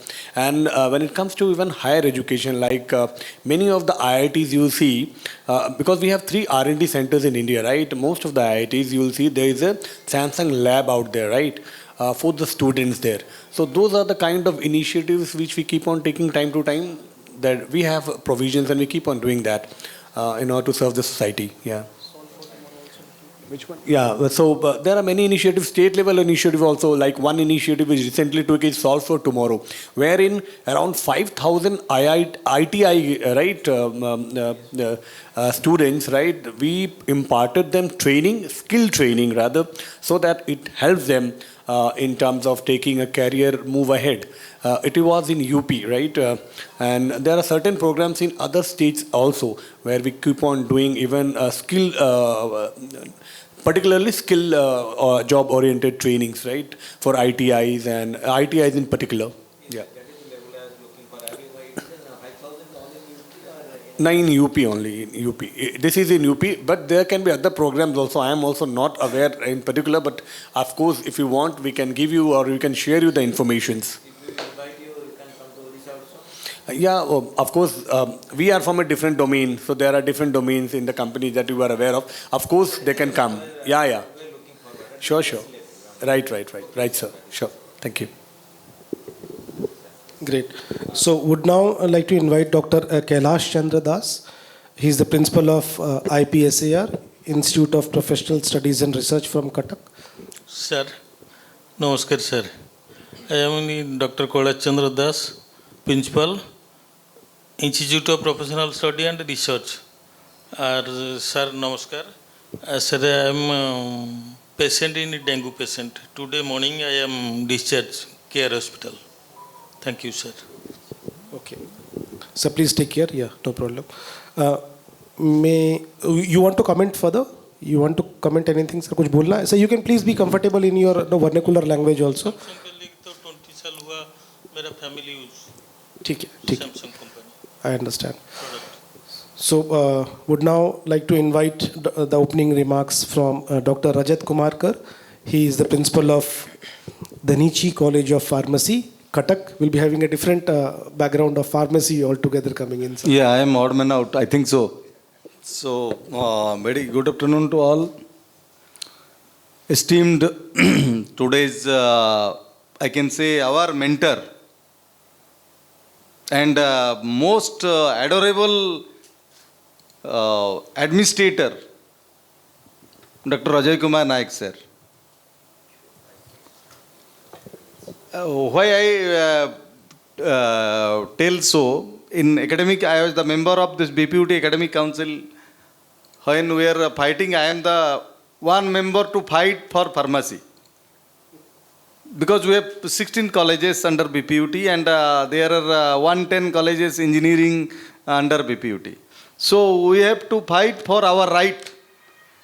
So only one man from government side who is admiring and supporting meticulously to solve the problem is Ajay Nayak, sir. And big upload to him, sir, first. And all the galaxy of intellectuals over here. And I think so, sir, remembering, why I am remembering this, your father's name, sir, because when I was the student of Utkal University, there was some chaos, some problem was there, and I rushed to your father for this purpose. And 3 MLA. Sir, can we please stick to the topic, sir? This can be discussed mutually also after the discussion. Yes, this will just disturb the flow of I'm the just telling yeah, to you. Yeah. So, my first this education, Vidya dadati vinayam vinayat jati patratam patratyam dhanavaschaiva dhanat dharma tato sukham. ये जो श्लोक है, ये this the slogan from our India only, Sanskrit slogan.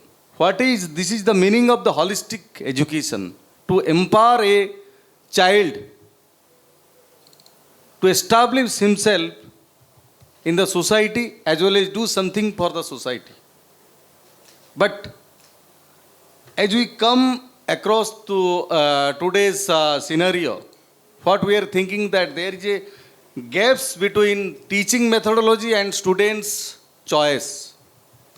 As I am a teacher of 20 years, I feeling students are coming not for any job, not for skill, only for certificate.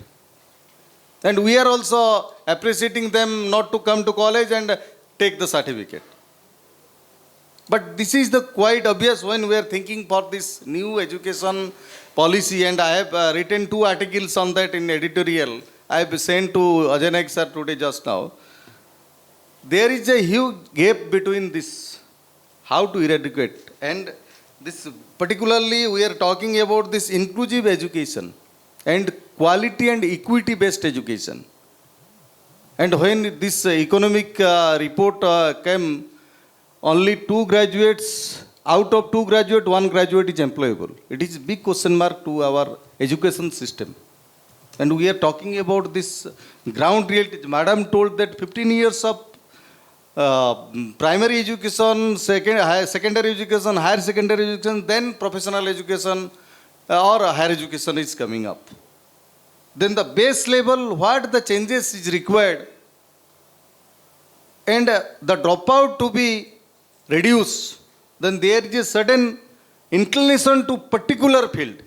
Those are pharmacy, if somebody is taking the option of pharmacy, somebody is taking the option of engineering. Sir has told the example of this Chennai Express. Then same come to our this Three Idiot. We are talking about the same sense of Three Idiot. There is certain compulsion from the side, guardian side, or a sudden compulsion of the third party side to take admission in that part. But student has not interest, or we are not creating their interest so far to adopted this type of subject to complete this. These are very vital point and critical point we are coming across, and the juncture is coming where there is our outcome will be zero, and we are thinking for that only. So my submission, this 6 point is very vital point you have added so far. Empowering the mentors, mentoring and system, and empowering these AI tools in this holistic education, chalk duster education system is being disrupted. Then we are always thinking for this distance mode of education. We have no control at all with the student. How he is teaching or not, we are empowered them to go beyond this education system. So it should be introspected. Once again, how this madam clearly told that there is certain merits and certain demerits. Correct. This technological advancement will come across some friend or foe, two type of things we are coming across. So in that particular elaborating session, I will discuss a few points, how we will rectify this, how we will introspect on that regard. Thank you, sir. So would now invite Professor Kishore Kumar Mishra. He is the Dean Academics from Gita Autonomous College from Bhubaneswar. So for your opening remarks and intro, please limit yourself to 2 minutes. Okay. Good evening, one and all present over here. I am Dr. Kishore Kumar Mishra, Dean Academics, Gita Autonomous College. I will share my experience, the impact of digital divide. Our college got autonomous status in 2020. When we conduct the online examination, we have engaged Merit Track for conducting AI-enabled online examination. During that AI-enabled examination, I have experienced that the students, particularly from Bihar region, rural area of West Bengal, and rural area of Odisha, they could not successfully complete the examination of 3 hours. Because of impact of this digital divide, there is no sufficient broadband internet. However, for these students, we have to conduct supplementary examination for them. And regarding the online classes during the COVID period, however, we can conduct the online classes, but when the situation comes of AI-enabled examination, it's a very difficult task. Another experience also, regarding the NPTEL examination, National Program on Technology Enhanced Learning by Government of India. Previously it was conducted, now also it is also conducted by TCS, but AI-enabled examination for 1 lakh students, there is no company available in India to conduct it. So that's why during COVID period, NPTEL examination also postponed. So I will share detail regarding this how to bridge the digital divide later on. Thank you all. Correct. Thank you so much, sir. Okay, would now invite Engineer Prabhat Kumar Singh. He is the Dean Academics from Swami Vivekananda School of Engineering and Technology, Bhubaneswar. Good evening to my senior speakers. Most probably I am the younger one in this hall. My heartily namaskar to Rao sir, who is my teacher from Gita Autonomous College, and Subhendu sir from Einstein, as I was a MTech student in 2017. So sir, namaskar to both of you. And it's a privilege to speak here in this forum. Like going on to the topic, I will just say that, like Panda sir and Anuradha ma'am said, visualizing the things for the students is most important. Like until they see something, they will not capture the things. When they see the things, they understand the problem and they understand the situation very quickly. Like sir said, the example of Chennai Express, and sir said the example of Three Idiots. Until the things are being shown to them, they don't capture the things. Whatever. In my, I am a faculty from civil engineering. Until I show the students the example from a diploma background college, if I don't show the students that how a reinforcement looks like, how a beam is being casted, they don't get it. Coming on to the chalk and board topic, like whiteboard or green board topic, they don't understand it. Going to a smart classroom, when I show them the things that, yes, this is a beam, this is a column, how the foundation is being done, they grab the things quickly.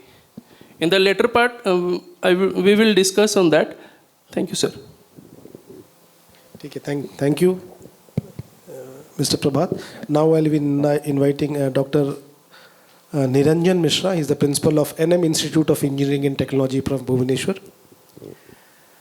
Hi everybody, good evening one and all. First of all, I must convey my sincere thanks to the hosting organization members for arranging such a beautiful brainstorming session on a very promising topic like the future of education in India. So I was going through the 6 points, those which have been highlighted, bridging the digital divide from classroom to boardroom, and all the rest 4 points. So in fact, another one important point which could have been included, that is the GER, the gross enrollment ratio in the higher education at present is below 30%, which is a major concern right now. So as per the National Education Policy NEP 2020, you can see that the NEP 2020 aims to bring this GER at least up to 50% by 2035, which is a very demanding requirement, which must be addressed also. And that point can also be added in the discussion forum also, with your kind permission. So since the time is very less, so we can, this is my opening remark, we can make and then entry into the second phase. Thank you. Yes, thank you. Thank you so much, sir, for limiting yourself to the time limits. But thank you. At last, now I would also invite the opening remarks and intro of Dr. KVN Srinivasa Rao. So thank you so much for at least being a part of this forum. It is always very exciting to see you in the event whenever we organized, and you have been there in all our last events as well. We'll invite you in opening remarks and introductions. I am Dr. KVN Srinivasa Rao, Director of GES Autonomous College, Bhubaneswar. Other learned professors and my colleagues, this particular topics, whatever the topics we have given, all the topics are very much relevant to the current higher education and as well as the school education also. The basic thing what I would like to tell is, the learning should be the blended learning rather than exclusively focus on the digital learning or exclusively focus on the classroom teaching. Both are not good in the present generation. In the present way, the blended learning is only can make the better technical way or in the at a lower level or at a higher level of education also. That is only can give the proper scope for the improvement of the technological advancements. So with these few remarks, I would like to conclude here. I will participate in the next meeting. Yes, thank you, sir. So with this, we are through with the first round of introduction and opening remarks. And okay, so okay. So we have a speaker who have just joined with us, sir. So the format, I'll just tell you, sir, we have just started with an opening remarks and introduction of yourself. So in this regards, I will invite Engineer Manoj Kumar Das. Sir, you are the chairman of Dhanichi Public School from Cuttack. So, sir, it is an opening remark on the future of education and a little bit of introduction about yourself or any case study which is related to a digital education. If your institution has done anything as any achievement or any eye-opener, so please, we would like to hear that from you. And after that, we'll be going for the brief discussions overall. Those schools that are not adapted by that digital platform. After pandemic, it is just like a shift. And it is accelerate the education in school better, like the virtual. It is like virtual mode learning offline and online. It is much helpful to the students, and my school is also adapted the same thing since 2021 after the smart board classroom and the digital platform, digital classroom. And interactive panel with other school collaboration. We are having the collaboration with Jaipriya school. So with that, I think students are much more interested rather in that general class. They are very much interested in attending the classes in digital mode. So nowadays in NEP also, NEP 2020 also, saying it's giving a diversify era to learn multidisciplinary education and courses with and syllabuses like a student will have all that knowledge with like a multidimensional education system is coming up in the NEP 2020. So this is my observation, and I am extremely sorry to reach to the meeting because of today. I don't know that my MRI date was there, so it is a big line queue in Apollo. So it has finished my MRI, and it is my report is very good. So thanks to God and to you. So last year, the same day, I suffered in a neuro problem. So the doctor advised me after 1 year, you take a MRI. So today the report is very nice. The MRI angio and brain MRI, both are the good. So thanks a lot to the God and to you, all my parents and all my elders. Thank you. Thank you so much, sir. So Lord Jagannath bless us all, and that could be very much judged from your face, sir, how happy you are seeing the report which we have got. And so with this, we are through with the first round of discussion. I think on an average, we had 4 minutes each speaker, which was to be 2 minutes each speaker. So, but again, let us, what we'll do, we'll bite the next round of time. So again, which we had, 4 or 5 minutes to speak, again, we'll be limiting ourselves. But let us be little crisp, and let us be focusing on the bullet points rather than a story kind of thing. And it should be related to the 6 points of discussions which we wanted to speak. So some of them who have already suggested their topics, I would be putting a question on their topics. Otherwise, for rest of the thing, will be open for all. Sir? तो फिर एक the way we close a programme वैसा कुछ बोल के आप चले जाइए. It's okay. Thank you so much for being a part of this forum, sir. Yeah. So with this, we'll be starting with Pavitra Raut, sir. Okay, he has already gone. But can we have a mic, please? Yeah. No. From you. So you can start, no problem. So. Srikanta Patnaik, sir, you can start, and you will be talking on empowering educators. Yeah, that's your topic. Yeah. So, we are talking about the future of education, okay, in the era of digital world. And the instruction is be crisp and give a pinpointed. So, without cutting the long story short, I must tell that like Vedas. There are 4 Vedas, and nobody knows what is in Veda. Only the Brahmins who practice, they only know the Atharva Veda, not even the other Vedas. In this digital world, what is happening after 10 years, no one will know what is happening because everything is in the cloud and everything is secured. You know what you know, your neighbor doesn't know. And your student only knows whenever you will pay for it. Even if you are purchasing a pouch of milk, 1 rupee is going to US. Cut money because of the transaction.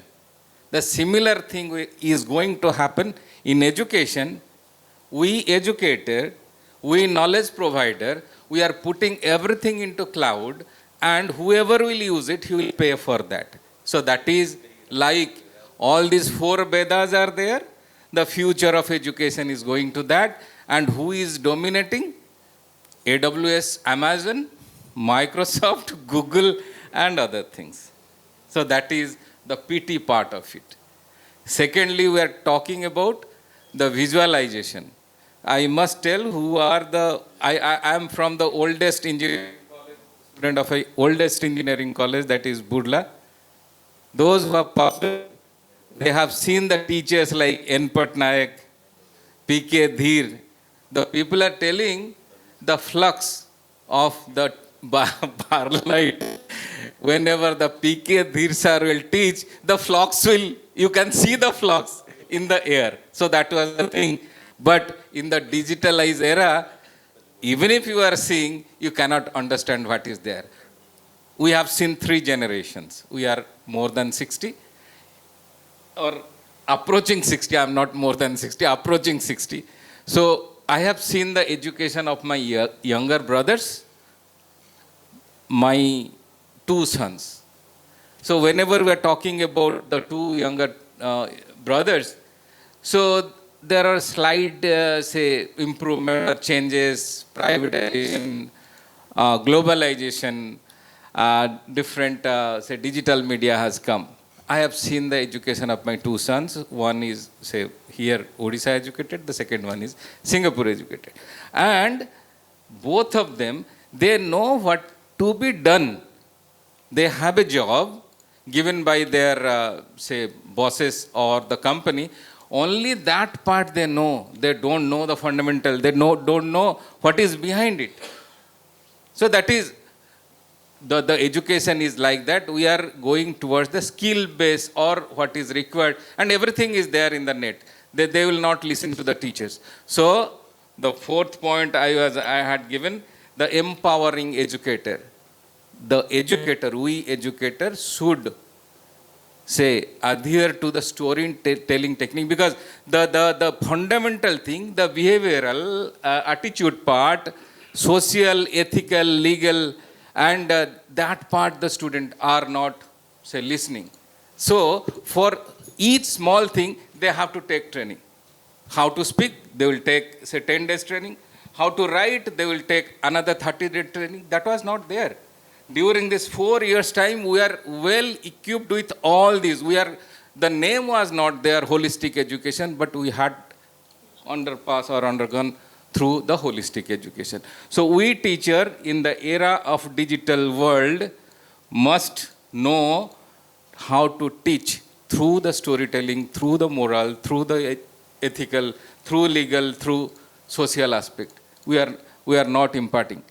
As on today, only say 10 lesson, 4 module, 40 class, we will complete. We are not touching anything. That must be my message from my side. Thank you. Thank you. Thank you, sir. So now again we pass on to Pavitra Routray, sir. He is the chairman of Sri Krishna International School. Again, good evening to all. जहाँ भाई आम ओडिया कहते मत मोटे ओडिया बढ़िया लगे कहीं ओडिया लोक प्लीज गो हेड सर देखो आज जो शिक्षार जो पद्धति है केवल आम गोटे A to Z 0 to 9 भितर गोटे रखीदेचे कि यू ठीक अच्छी आम पुणी अगेन चलिए A+B होल स्क्वायर बहुत लट ऑफ आम लिटरेट ही होचे ସାର୍ ଯେଉଁ କହୁଥିଲେ ବହୁତ ବଢ଼ିଆ ଜିନିଷ କହିଲେ ୟୁଟିଲାଇଜେସନ୍ ଅଫ୍ ଏଜୁକେସନ୍। ଆମେ ତ ପାଠ ପଢ଼ିଦେଲେ, ପାଠରେ ପାସ୍ କରିଗଲେ, ନମ୍ବର ରଖିଲେ, ସାର୍ଟିଫିକେଟ୍ ପାଇଲେ, ତାପରେ ୟୁଟିଲାଇଜେସନ୍ ଅଫ୍ ନଲେଜ୍ ନାହିଁ।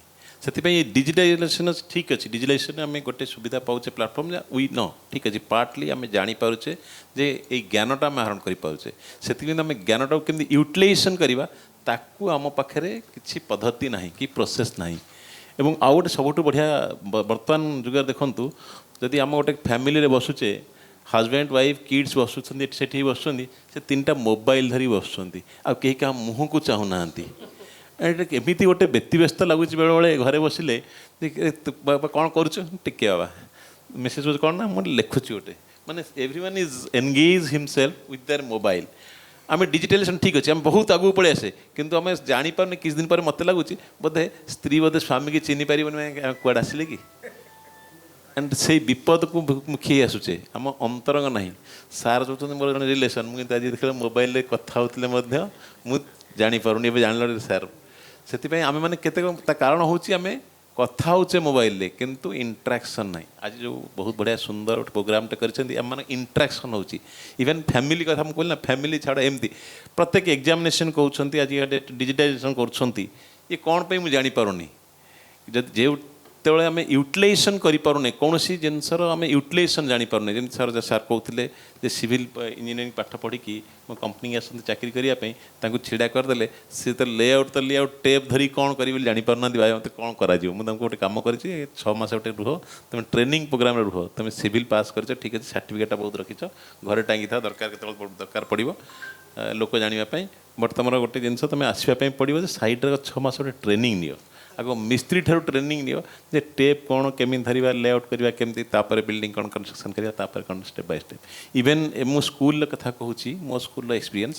ଏବେ ଲାଷ୍ଟ ଯେଉଁ ଗୁରୁ ଦିବସ ହେଇଥିଲା, ମୋ ପିଲାମାନଙ୍କୁ ଟିଚର କରିଦେଲି।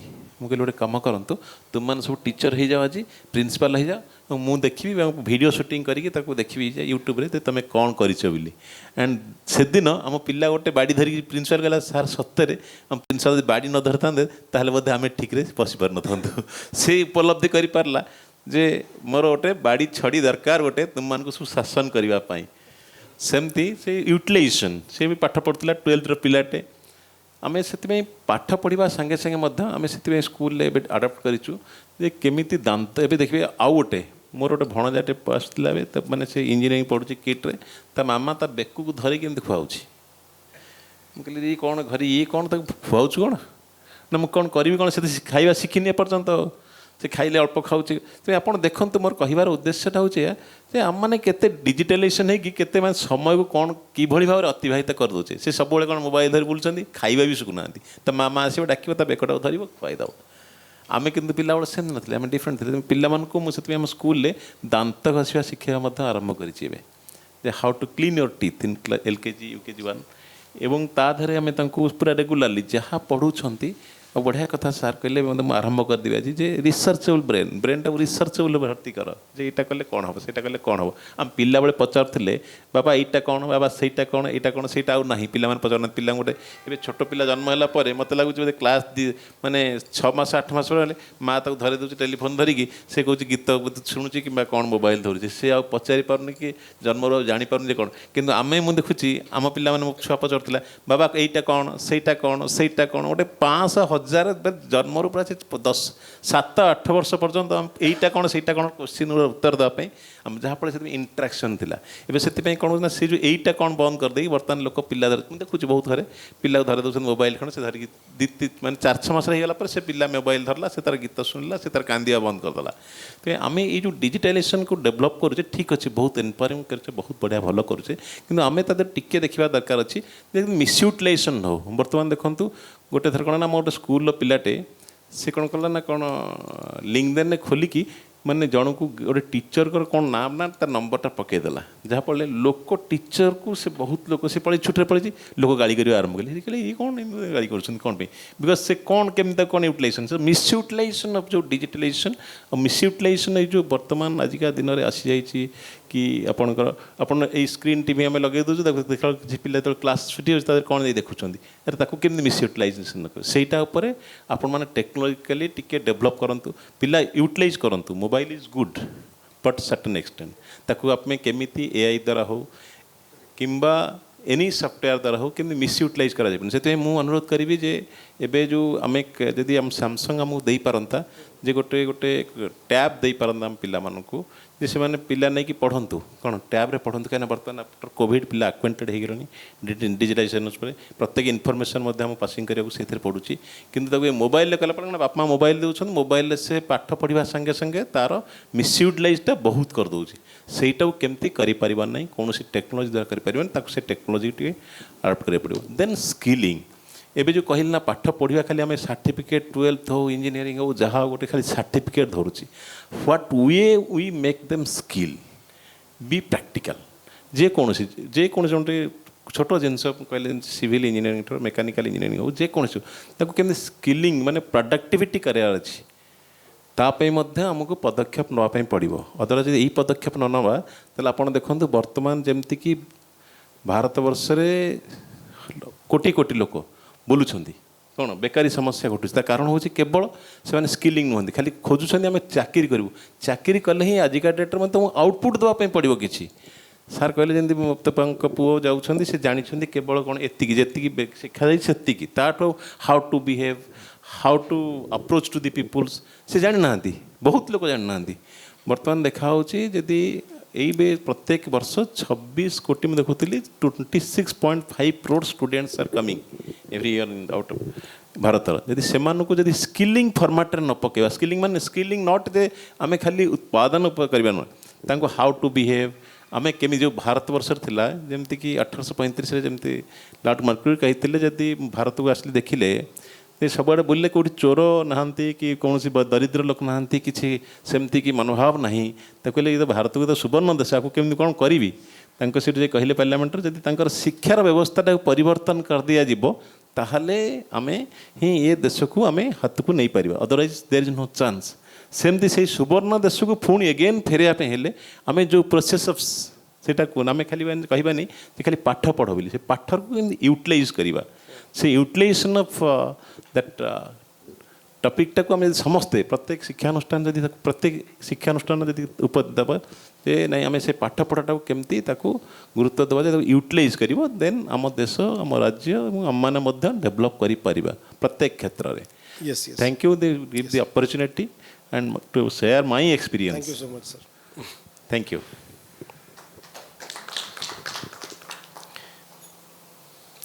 Yeah, P.P. Mathur, sir, please.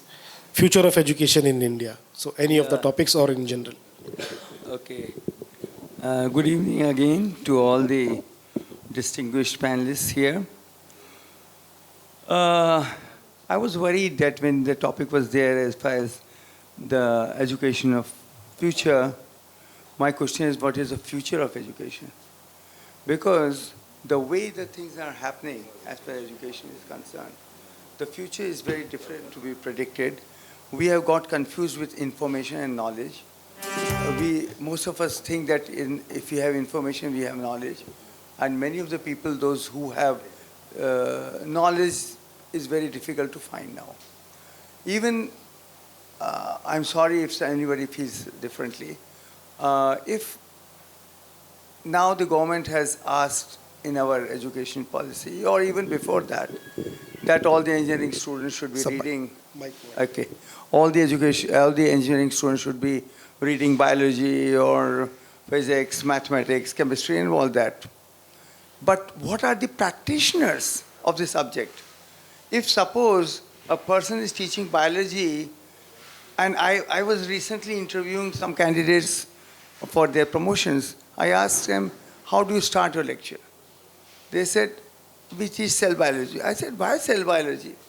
An engineering student has to be connected with the subject, and they should know how it is, why we are alive. What is the philosophy behind life? How engineering people work? What is the laws of thermodynamics? Whether the laws of thermodynamics are broken by the living organism? Whether the organization of body is a part of the living process? So what happens that these things are never discussed any platform. We say that if the class is engaged, fine. Teacher says, I have finished my syllabus. Actually, it is not a job to finish the syllabus. It is to, or rather, complete the syllabus, or we have to unfinish the syllabus somehow. We have to uncover the syllabus, not cover the syllabus. So I think these are some of the issues. Whether, and I am telling you that sometimes now, even digitization and so-called modern technologies are confused from the education. If a parent is seeing child doing something, they say, okay, my son is getting educated. But we really do not know what the education is, and that's why I was worried that when the topic came, this education of future, I said, what is the future of education? We should decide first. And it seems very different because I am in this job for so many years and at every level and so many different states I've taught. It is very difficult to find out the real connection, and that's the reason somebody raised that they are unemployable, because they cannot connect.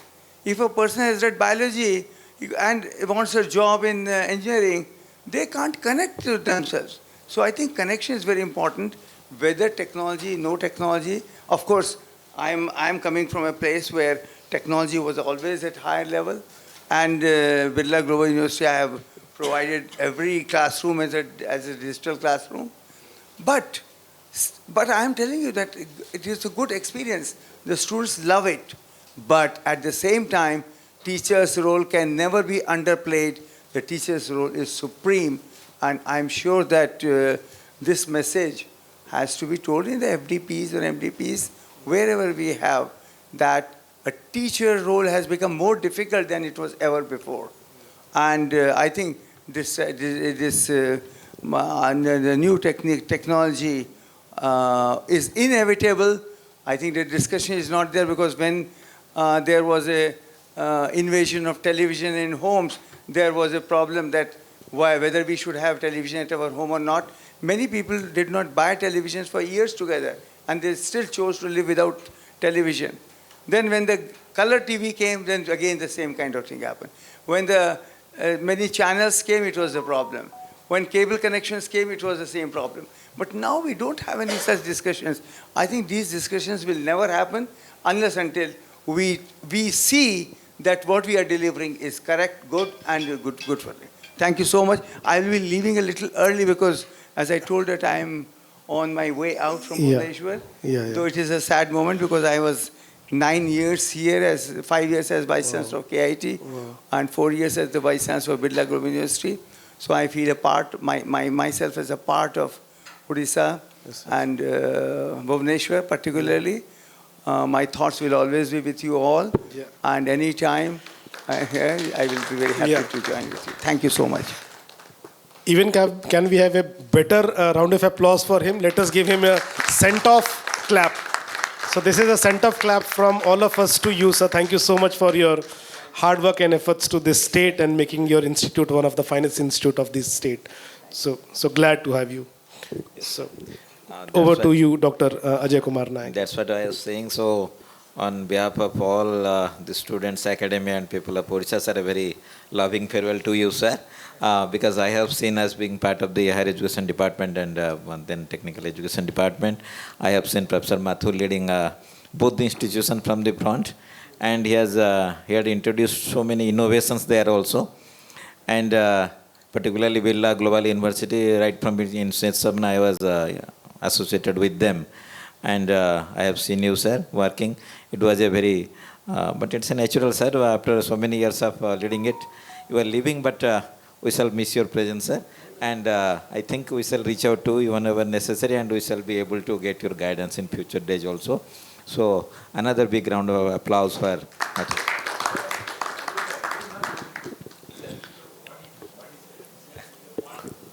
Yes, sir. So he shall continue to be with us. Correct. Clap. A round of applause and yeah, clap. Yes, sir. Glad.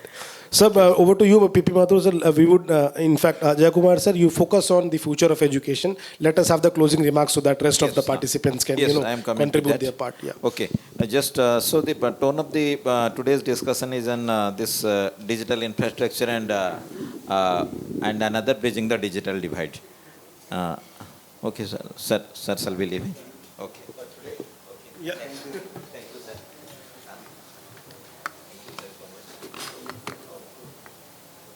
So coming back to that, I think this is an inevitable, irreversible process of development in educational process digitalization. We cannot reverse it because the current generation is just almost glued to it. They believe they are mobile more than their parents, their brothers and sisters. As Sir was telling that example, these days also I have a similar experience. One of my nephew went to NIT and there while going, she's my sister's son.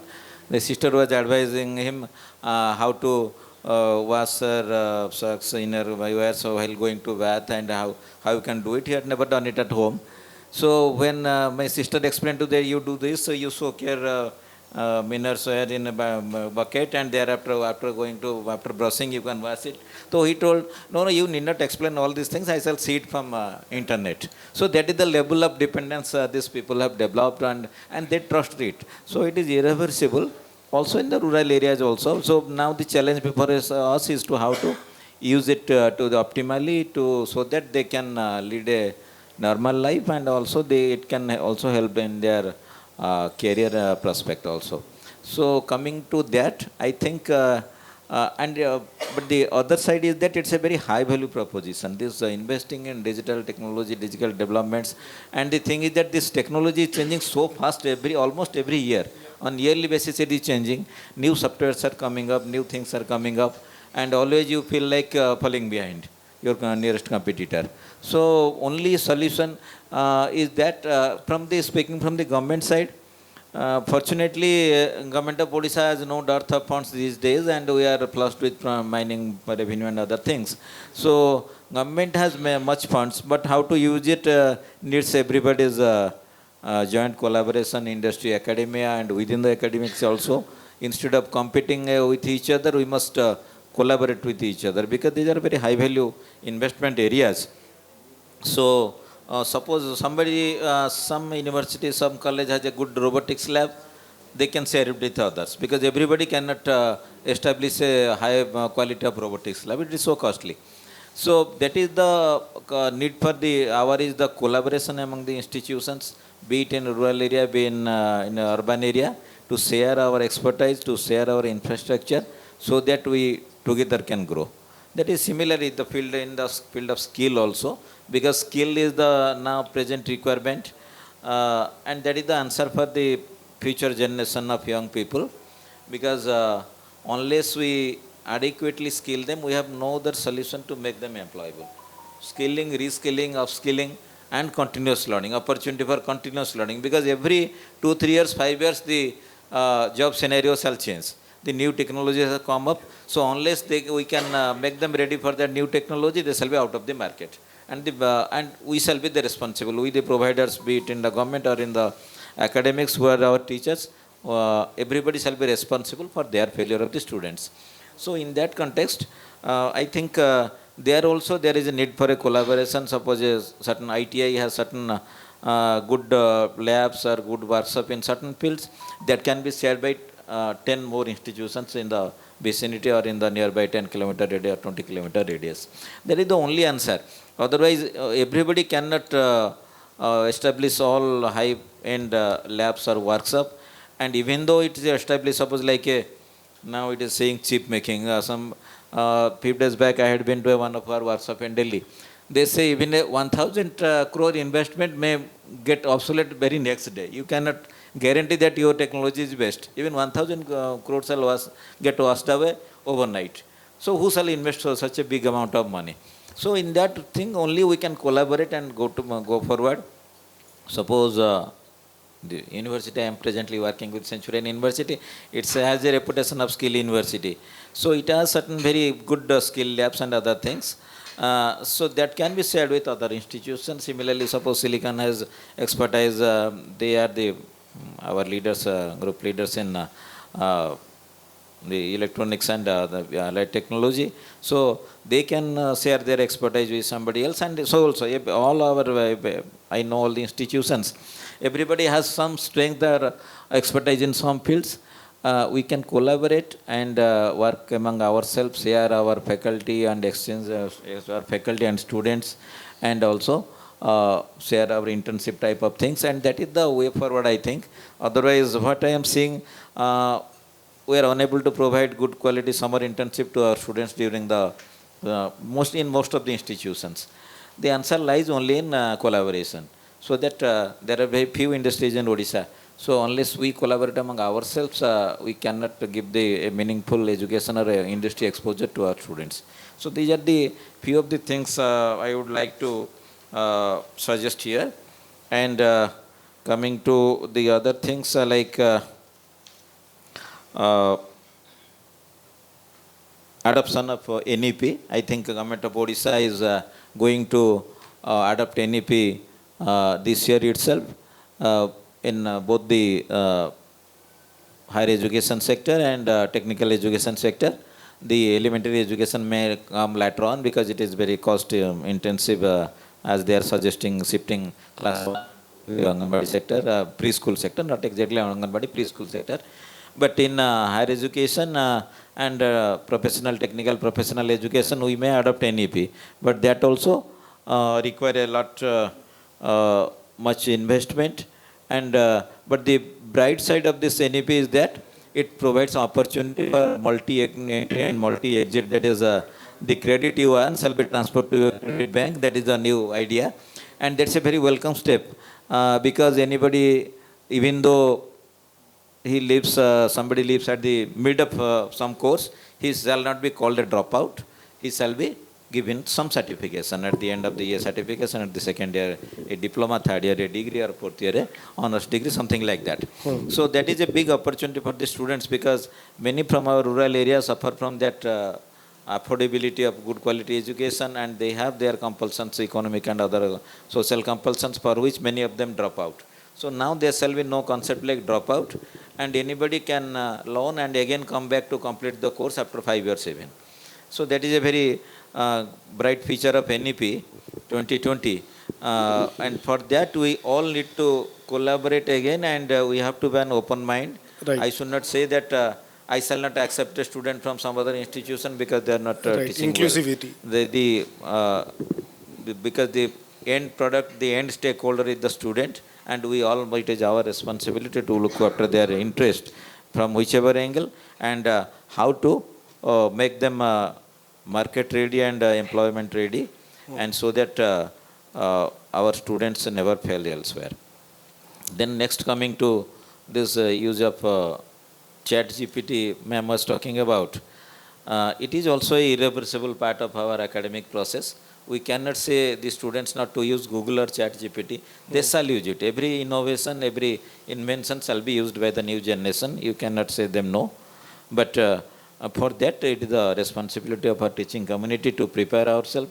If they are using Google, we should be at a level of Google Plus. If they are using ChatGPT, we should be at a level of ChatGPT Plus. Correct. Unless you, the teacher knows a bit more than the student, then the academic process breaks up. As they say, if both in higher education, if both the teacher and the student are reading the same book, then that is the end of higher education. Because teacher must know more the things, otherwise you cannot hold a class to the attention. And particularly this new generation, they have such a short span of attention.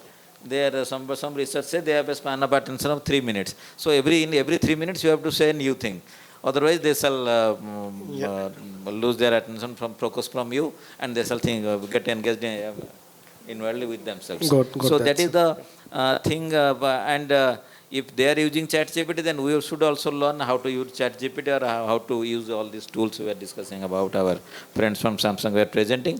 So you must do it in a creative and more innovative manner. So these are the few challenges, I think.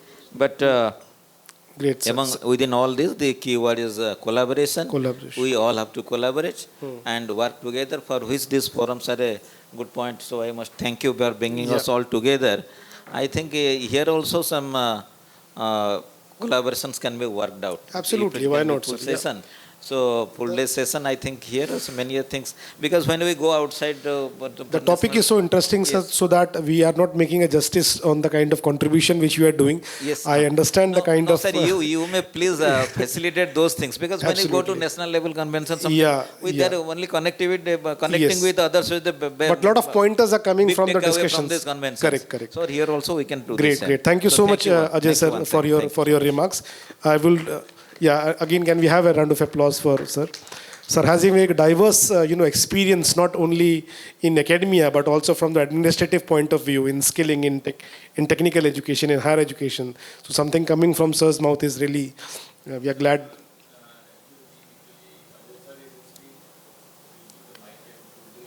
I understand. In fact, the teachers, sir.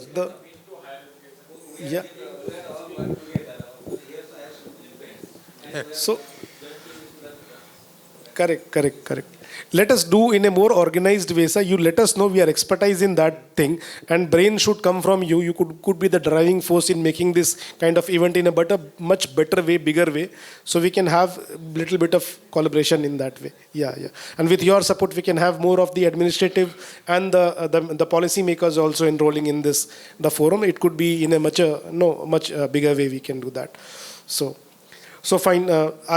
So since ma'am is requesting that she will be going, ma'am, can we have your closing remarks and then we may excuse you, because you can limit yourself in the time foundations and please. But a console team, can you please help over here? Console team sleeping. Ma'am, we can have a different mic.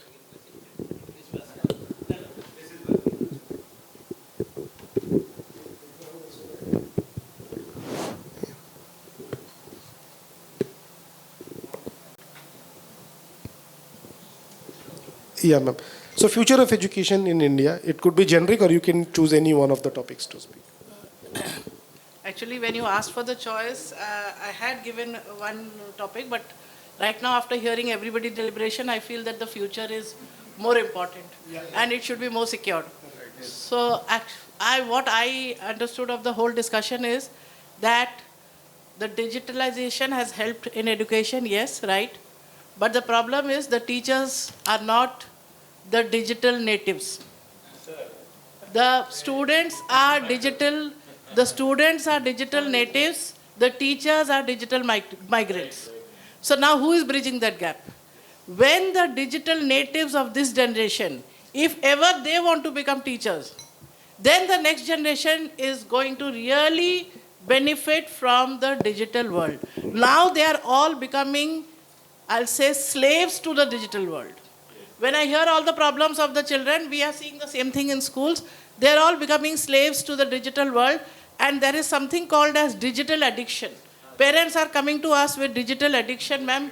If I take away the phone from her hand or his hand, she breaks the whole house crockery because the digital phone has been taken away. So now we have to wait for the day when we can train some of these digital natives to take up the teaching as a profession. It is no use of us, because the blended teaching is still the right way. Today's generation, hybrid teaching, blended teaching is the most effective way, because there cannot be replacement when the teacher is not that well equipped to replace the classroom teaching with the digital world. That is number one. So we have to wait for that day to come when the digital natives take teaching as a profession. Then secondly is that we as school, I'm hearing of higher education. Yes, I'm aware of what NEP has offered, that credits can be carried over to another university. So everywhere, now what is the bottom line, it is just the main thing of the NEP is child-centric education. Now you give the child the opportunity, you give the scope for the child to choose any subject combination they want. You help the child that when the child wants to discontinue, can discontinue.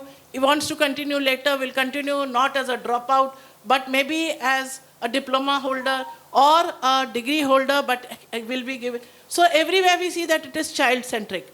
But to make everything, these things possible, to make it child-centric, the seed has to be sown in the primary classes.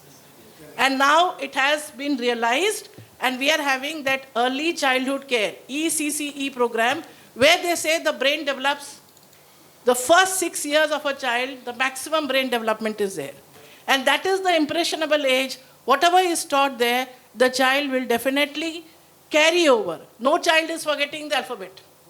So they will carry over. So that is where we have to work on. Then we have to respect individual differences. He gets 100, she gets 100, so you have to get 100, should not be the mantra of education. And identify the individual differences, identify the strength in a child, and then we take up for the skill development. A child who cannot paint, who cannot draw, and we expect will become a famous painter, cannot be. So the teacher's role is there first, identify that latent potentiality in the child. A child has to be a sports person, child has to be a musician, child has to be a footballer. That has to be identified, strengthened, respecting that that child may not be doing very well in maths, but that child has to be respected. Now, all of you will say that a lot of discussion on mental health. Now, can the digital world take care of the mental health? It is spoiling the mental health. Now, the mental health has to be taken care of using the digital world, making it a hybrid class, making it a blended class, giving the importance, because they also have to move forward. They cannot stay disconnected with the world. So, actually what happened during COVID, everybody was thrown into the sea. Where did we know about digital classes? Nobody knew virtual classes. But every teacher honed up that skill to teach the children on the digital mode. Did we stop teaching? No. So that was utility of the digital world. But now it is being misutilized by the students, the digital natives. They are smarter than us. You don't know what they're doing with their phones. They're saying that we are studying. Parents are helpless. They do not know what they're doing. So let us bridge that gap. Think of that, how we can bridge that gap and make the digital world or the digital stage a platform for learning and not to become the slave of the digital world. Absolutely. Well said, ma'am. Can we have a round of applause for Anuradha, ma'am? Yeah. So, can we come back to Professor Vibhuti Bhushan Pradhanji, the Pro Vice Chancellor from Shiksha Anushandhan? Yeah. Your remarks for future of education. No problem. Yes, ma'am. Thank you so much for being a part of this forum, ma'am. Yeah. I think... Sir, Abhi. Thank you, everybody. I take leave. Majority factors has been covered up.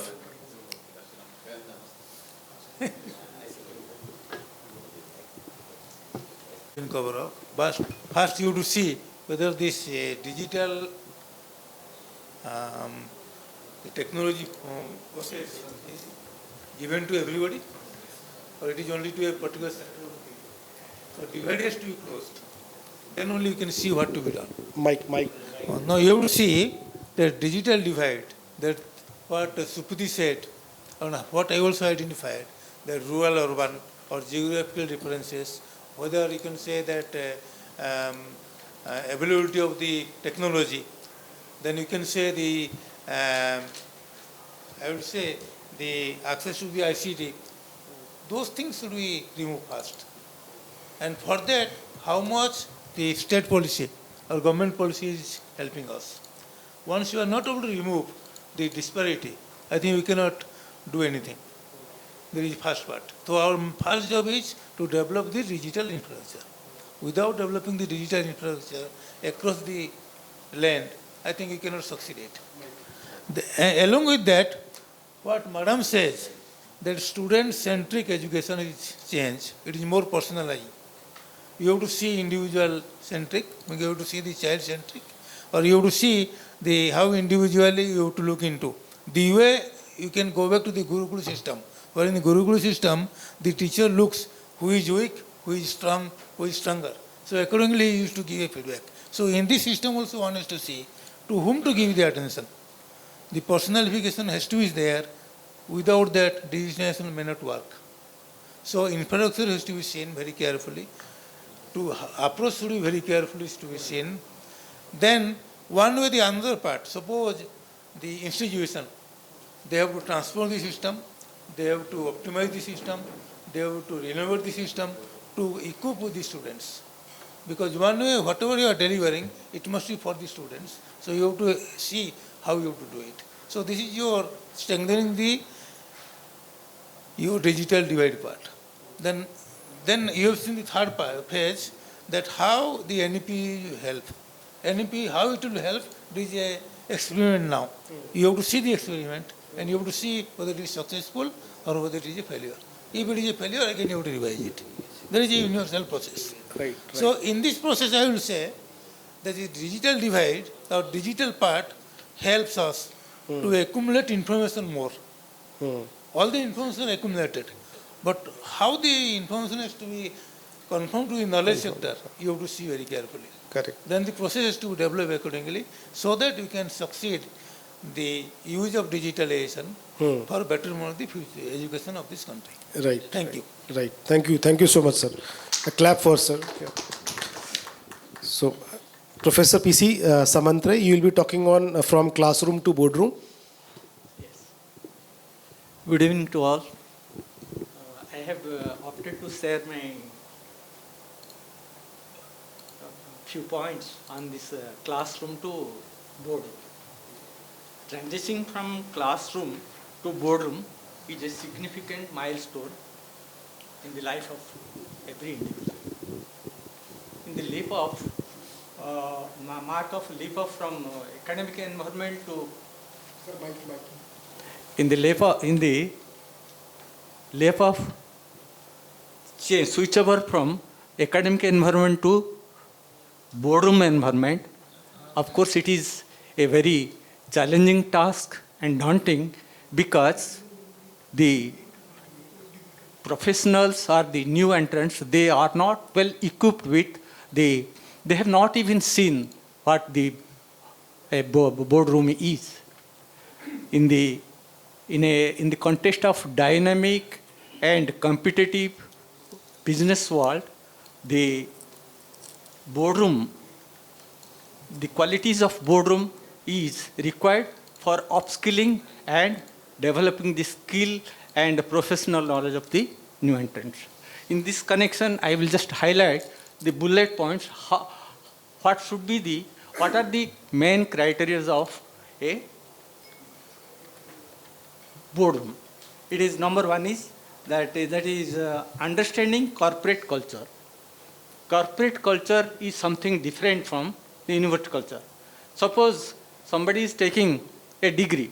Degree is for the sake of learning and facing a job. But corporate culture is just branding himself to face the new challenges in the competitive world. So the first one is the boardroom must be equipped, the new entrant or professional must be equipped with the understand the corporate culture. Second thing is building strong communication skills and interpersonal skills. For this upgrading, the new professional, he is not well aware of the communication skills unless you will communicate properly, whether verbally or written, verbal or interpersonal skills, then you cannot capture how to sell your product. That's why that is building strong communication skills is required. Third is developing emotional intelligence. Emotional intelligence encompasses through awareness and self-awareness, and that is empathy, and you should have to know your emotions and also try to understand the emotions of the others so that you can excel there and you are whatever you are offering your object that will be carried out. Third is the fourth is embracing continuous learning. For a boardroom, continuous hours to getting a degree is not the end of getting a job. It is just a beginning. So continuous learning has no end, and continuous learning is very much required for boardroom development. Then networking and building relations. Networking, social media, this is also an important parameter of boardroom discussion. Then embodying professionalism and integrity. Professionalism, integrity with honesty, commitment, punctuality, determination, and taking decision quickly without any bias. That is very much required for a boardroom development. Then adapting corporate hierarchies. Corporate hierarchies, because in the once you enter into a corporate sector, you have to go up on the ladder of, so that is, you have to face everyday challenges, you have to become more competent, and you have to, if you will perform better, you will excel and go up and up on the ladder. So that is why you have to, in order to go up on the ladder, you have to become also competent in that way. Then time management and prioritism. Time management is an excellent parameter in the corporate learning. The time, you have to make a commitment that this work should be completed in a scheduled time. Then you will excel. Then embracing innovation and adaptability. Innovation, that means bringing new things and indulging in discovering new things and how to adapt with the changing circumstances, that is also required. Critical thinking. The critical thinking is also required for boardroom development. That is, you have to think critically from the both pros and cons of a particular problem. Then you will excel. Then creative thinking. Creative thinking means that you have to have the courage to take risk, and also you have to have the courage to face the consequences of a failure. So failure and risk, both are the two important parameters of excelling by the new Yes, Samantra sir, you said time management. So please manage the time, because we have to pass on the other speakers also. Okay. Last one is striking a work-life balance. Striking a work-life balance, how much time we devote on private life and how much life we devote on individual life, and whether we are actually getting time to spare in relaxing with our family, all these things will be taken care of. That means from classroom to the boardroom, object will be fulfilled. Thank you very much, sir. It's a very important topic you chosen. So obviously, you could have chosen another topics also that you can summarize, sir. But well defined, every elements you have to, how many points were there? So I guess 12, correct. So I have mentioned it correctly. So 12 points you have mentioned, and briefly you have summarized in that way. Thank you so much for your inputs. Yeah. Ajay Kumar Swain, sir. Sir, thank you. You have chosen any pointer, or you will be talking in generic, future of education in India? Actually, my point, that is the last one. Okay, rural innovation hub. Please, go ahead. And also, last but one, fifth point also, that is my sir's point. Okay. Actually, if driver is okay, then all the passenger feel safety. If vehicle is BMW, if weapons are purchased from the foreign country, France, German or America by Pakistan, but if they will not properly know what is the usefulness, what is the utility, what is the maintenance of that weapon, it will be useless. So my point is that in our country and foreign country, sir is sitting here, great person, and actually he is the Vishwakarma of technical in concept in the Odisha, Dr. Nayak sir. If the government will be nowadays, when students take birth, from my madam's point, from the childhood to, that is from higher education, immediately parents told that my son or daughter will be doctor or engineer or like that. But nobody knows what future will come up. If everybody will rush to the doctor, everybody will rush to the engineer, or what will be the case of a rest person? So, in our society, Administrator, that is IS or OS, that is a number one position. And teachers are last option. But it should be reversed in our future era. So if our mentor, teacher, first teacher is the parents, mother and father, then is the teacher. If they will come to the first choice, then no doubt the society will be run very excellently and effectively. So, in our next point, in our rural areas, actually, jahaku bhuko houchi, taku ambila ambo swada lage. Jahar peto purichi rasgulla dele thutu kari phopadi devo. My point is that, je chahuchi taku sahajya karantu. Jahar ଋଣ ସୁଝିବାର capacity ନାହିଁ ତାକୁ ଋଣ ଦିଅନ୍ତୁ। ଭିକାରୀ ଆଉ ଭିକ ଦେଉଥିବା ଲୋକ ଭିତରେ ଦୁଇଟା ଡିଫରେନ୍ସ ହେଉଛି। ଭିକାରୀ ବଡ଼ ନା ଦେଉଥିବା ଲୋକଟା ବଡ଼? My question is all of you. ଭିକାରୀ ବଡ଼ ନା ଦେଉଥିବା ଲୋକ ଦେଉଥିବା ଲୋକଟା ବଡ଼? ଦାନୀ ଅର ଭିକାରୀ? ଆକ୍ଚୁଆଲି ଭିକାରୀ ନଥିଲେ ଦାନୀର ମାନେ ନାହିଁ। ଆପଣ ଯାହାକୁ ଦେଉଛନ୍ତି ଯଦି ସେଇଟା ଠିକ୍ ବାଟରେ ଯାଉନି, ଆପଣ ଯଦି ଠିକ୍ ନ ଶୁଣିବେ ମୋ କଥା, ମୁଁ କିଛି କହିବିନି, ମୋ କହିବାର ମାନେ ନାହିଁ। So listener and speaker both are two sides of the coin. If they will join together, then it is a complete set. So I feel nowadays, if you will running so many things, आमे जदि आगु को 10 पादे जाउचे पछु को भूली जाउचे दी पादे आमे माटी फोपाड़ी करी गले जाई करी जाई परिबा. So we people not ready to lose something but interested to gain more than something, because of without loss there is no gain.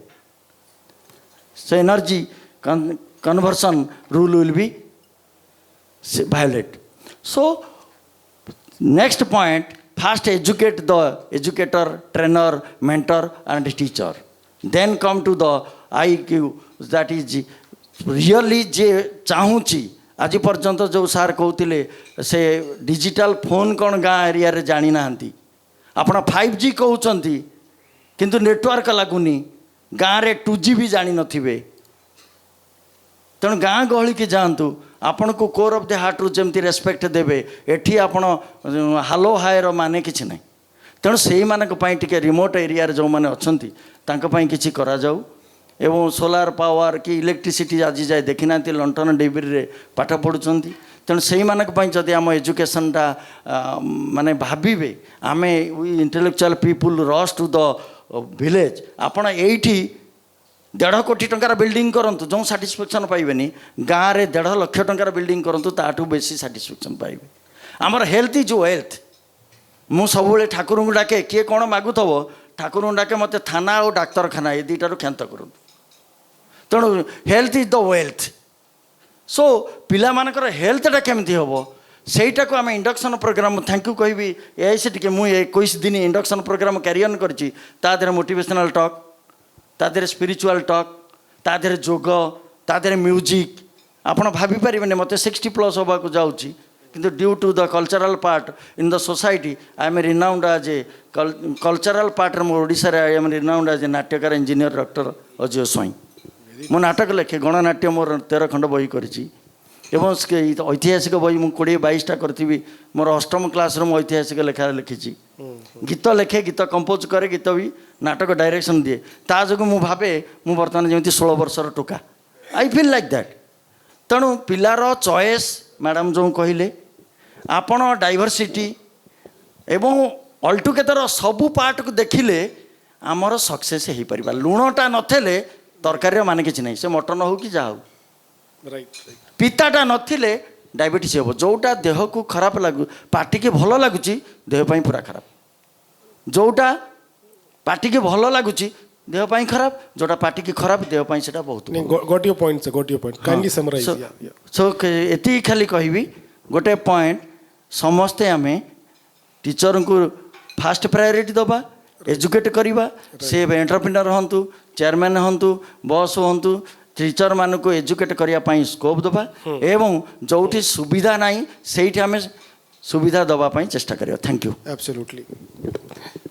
Round of applause for sir. for his contribution. Thank you so much, sir. Yeah.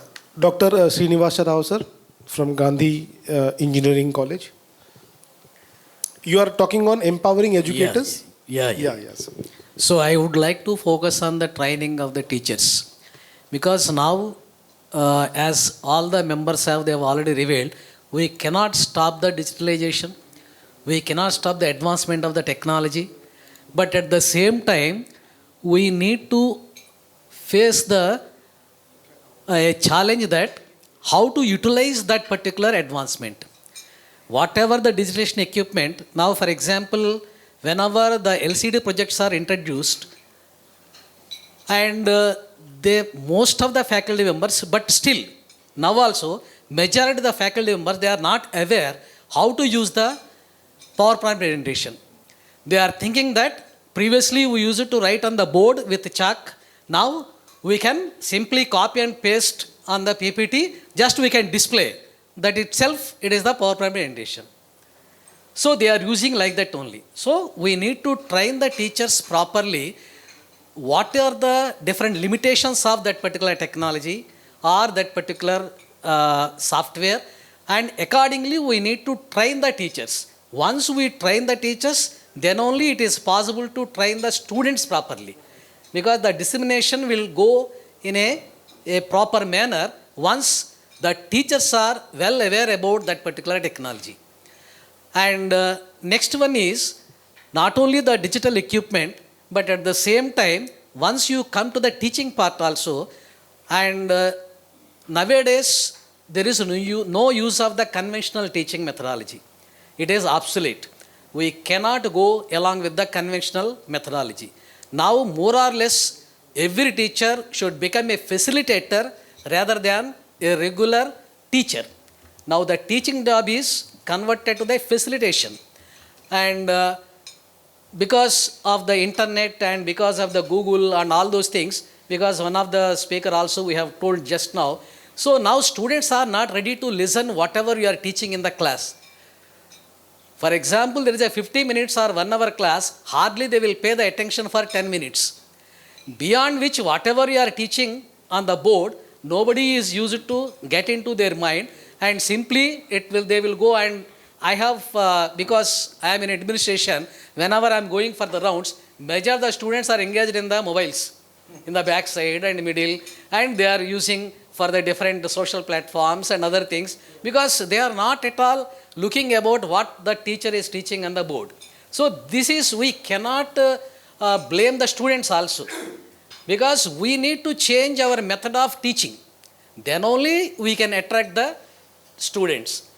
And one more thing is, because most of the information and all the textbooks and everything is available in the Google, now the present job of the teacher is where to use, how to use. So these two are very important. And once we can able to tell them, and if you give the proper assignments for them, so that they will concentrate on the assignments and how to solve those problems with the help of the Google only. Let them go through the Google. Let them go all the things. But if you can able to solve that problem, then you are an achiever. As a teacher, you are an achiever. And next one is, another one is regarding the advanced courses. Because nowadays, as the industry needs are increasing day by day, and faculty are not actually properly, they are mentored to that particular stage. And now we are depending on the external trainers, because our conventional teaching and our teachers' knowledge is not sufficient. Now we are bringing the trainers from the industry, and we are giving the coaching to our students so that they can able to get the placement. So employability is one of the major challenge, and to improve the employment, the proper learning is to be taken place by the teacher. The teachers also should come forward, because they should not feel that it is not my job like that. They should come forward and they should accept that as the technology is changing, I am also should change myself so that I can able to see my students at a greater heights. Correct. So these things are very much necessary to go for the advancements. Yeah. Thank you. So your focus was not like what to teach, like how to teach, and adopting the new ways of Yes. teaching methodologies could actually make a difference in the classrooms as well. Yes, yes. I totally understand. Thank you so much for your points, sir. Can we have a clap for sir? So now I would invite Dr. Ram Prasad Panda, sir. You will be talking on overcoming digital literacy. Yeah, actually, because I know the time is digital literacy and empowering the educators. So I will be briefing, very briefly I will speak.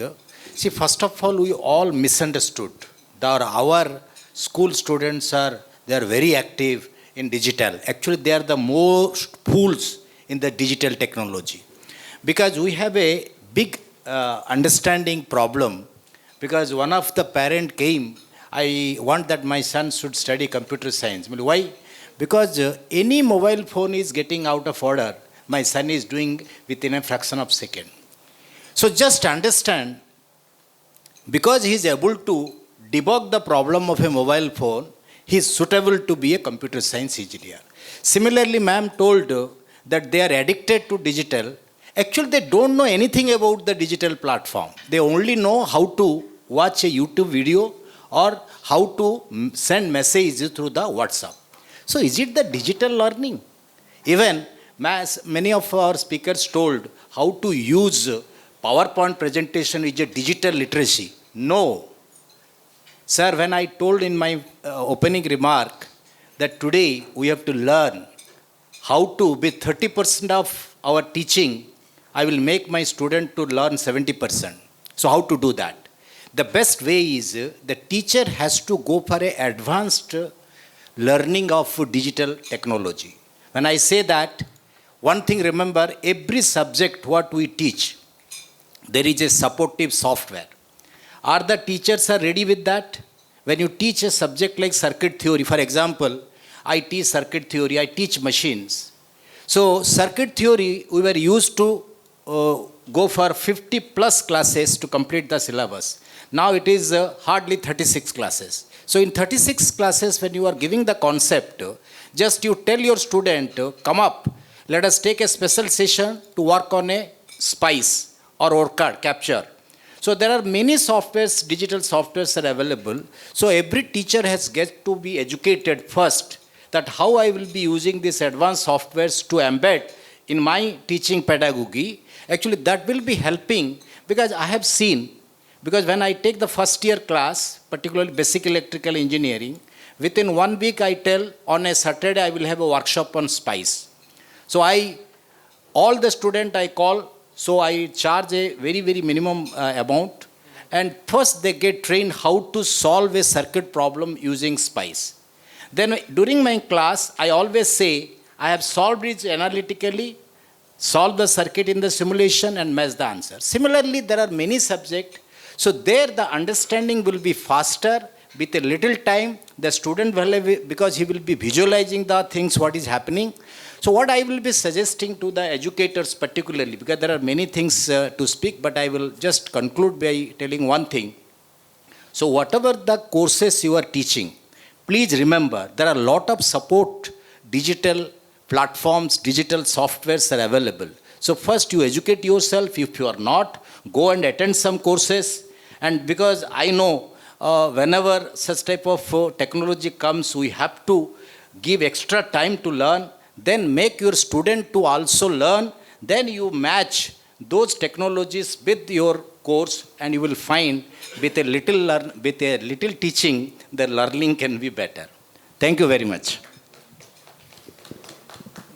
I think the speakers who have chosen the point, I think I would be putting them forward, because many of the speakers have not chosen the topic to speak. So that will unnecessarily deviate other times also.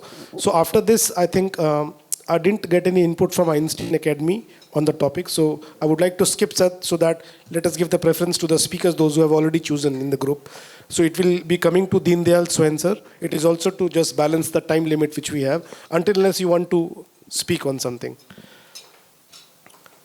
So, Suvendu Prasad Sauji, you want to speak on certain points, because I didn't get any input in the group.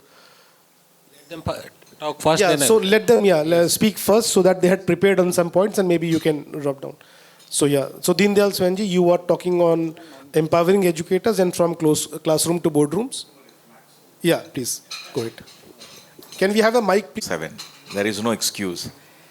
If you are not geared up for the challenge, you will be going to be obsoleted and thrown out of the, system. Simple. Second is we need good teachers who can command the class, less bhasan and be into the point and all those things. So we need, teachers are, they are for a tough time, for sure.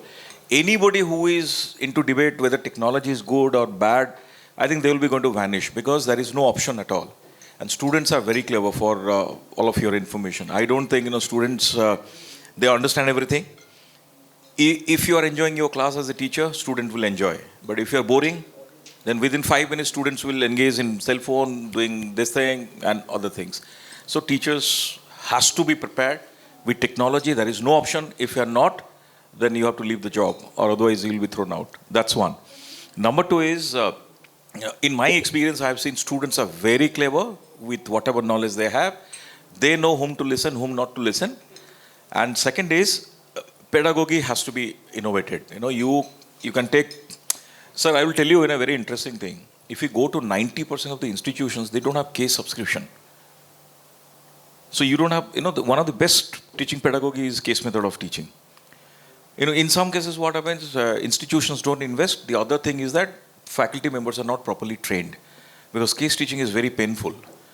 Hanky-panky things will not work. So I think then, I bring Bollywood and Zumba into the class to teach marketing. So yesterday, I was teaching, sir, for your information, I said, gore gore mukhte pe kala kala chasma.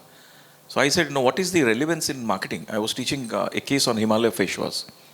So the people, students capture immediately. And then, so we have to have innovative technology. You cannot say they remember Bollywood, they forget this. Obviously, they will remember. They are at 20, you are at 60, 50, 65, 70. So that's their forte. So we don't have a window where we will say, this generation is that is the generation. We have to handle them the way they are. And I don't have any complaint for the students. Students are very good. They are very clever. If your session is interesting, they will listen. If your session is boring, you're done.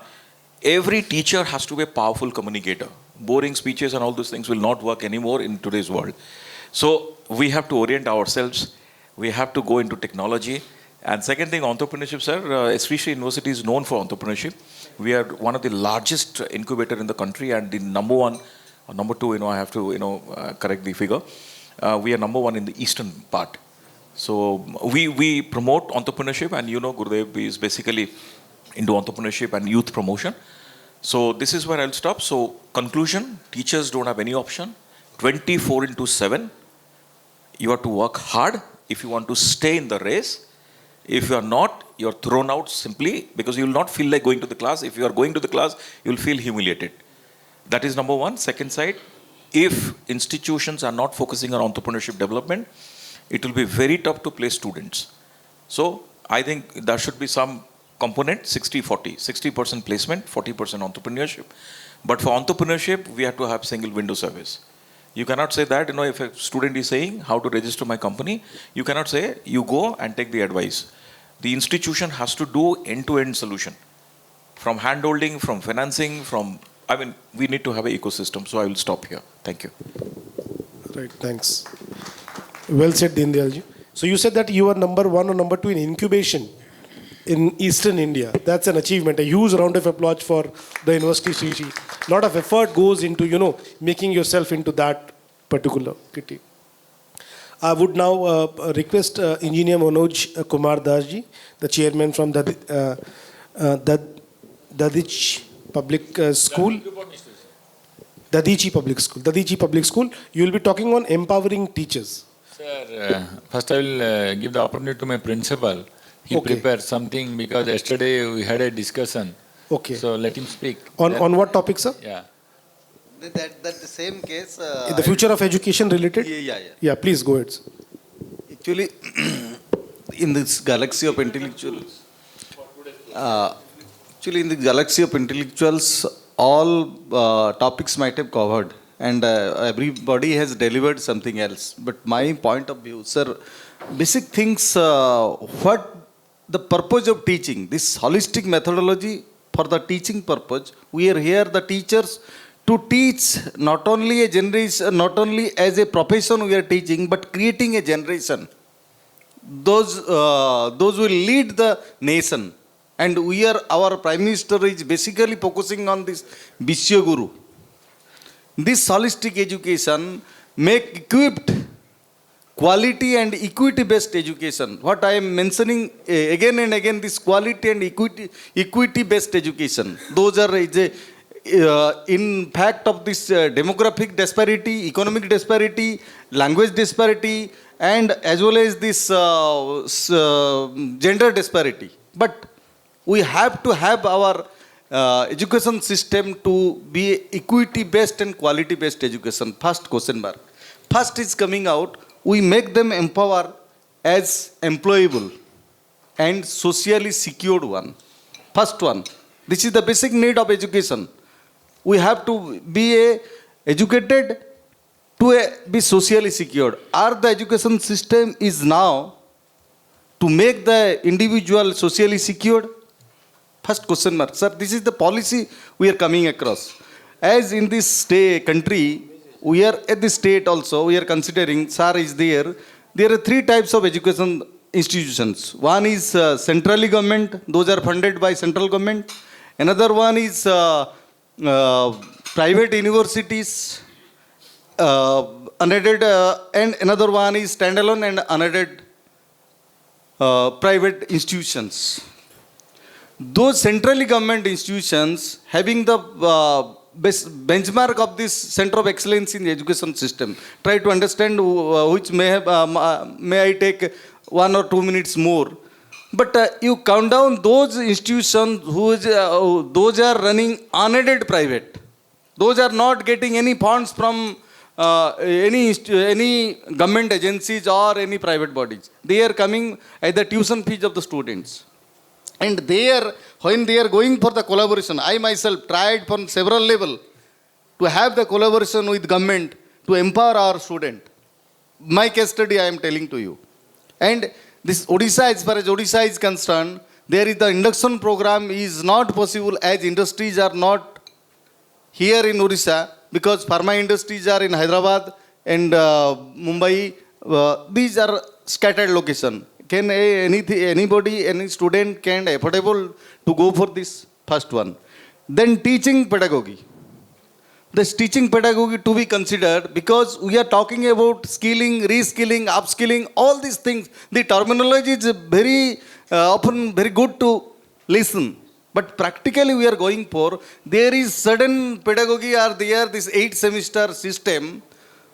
I think in pharmacy, controlled by Pharmacy Council of India, these professional skills not being acquired during this tenure because we are throwing them for 1 month, 2 months, 5 months, 6 months. This is not enough time to acquire because in foreign countries and our state, and we are comparing with this, we can say that these are big BITS Pilani, one of the topmost university in India.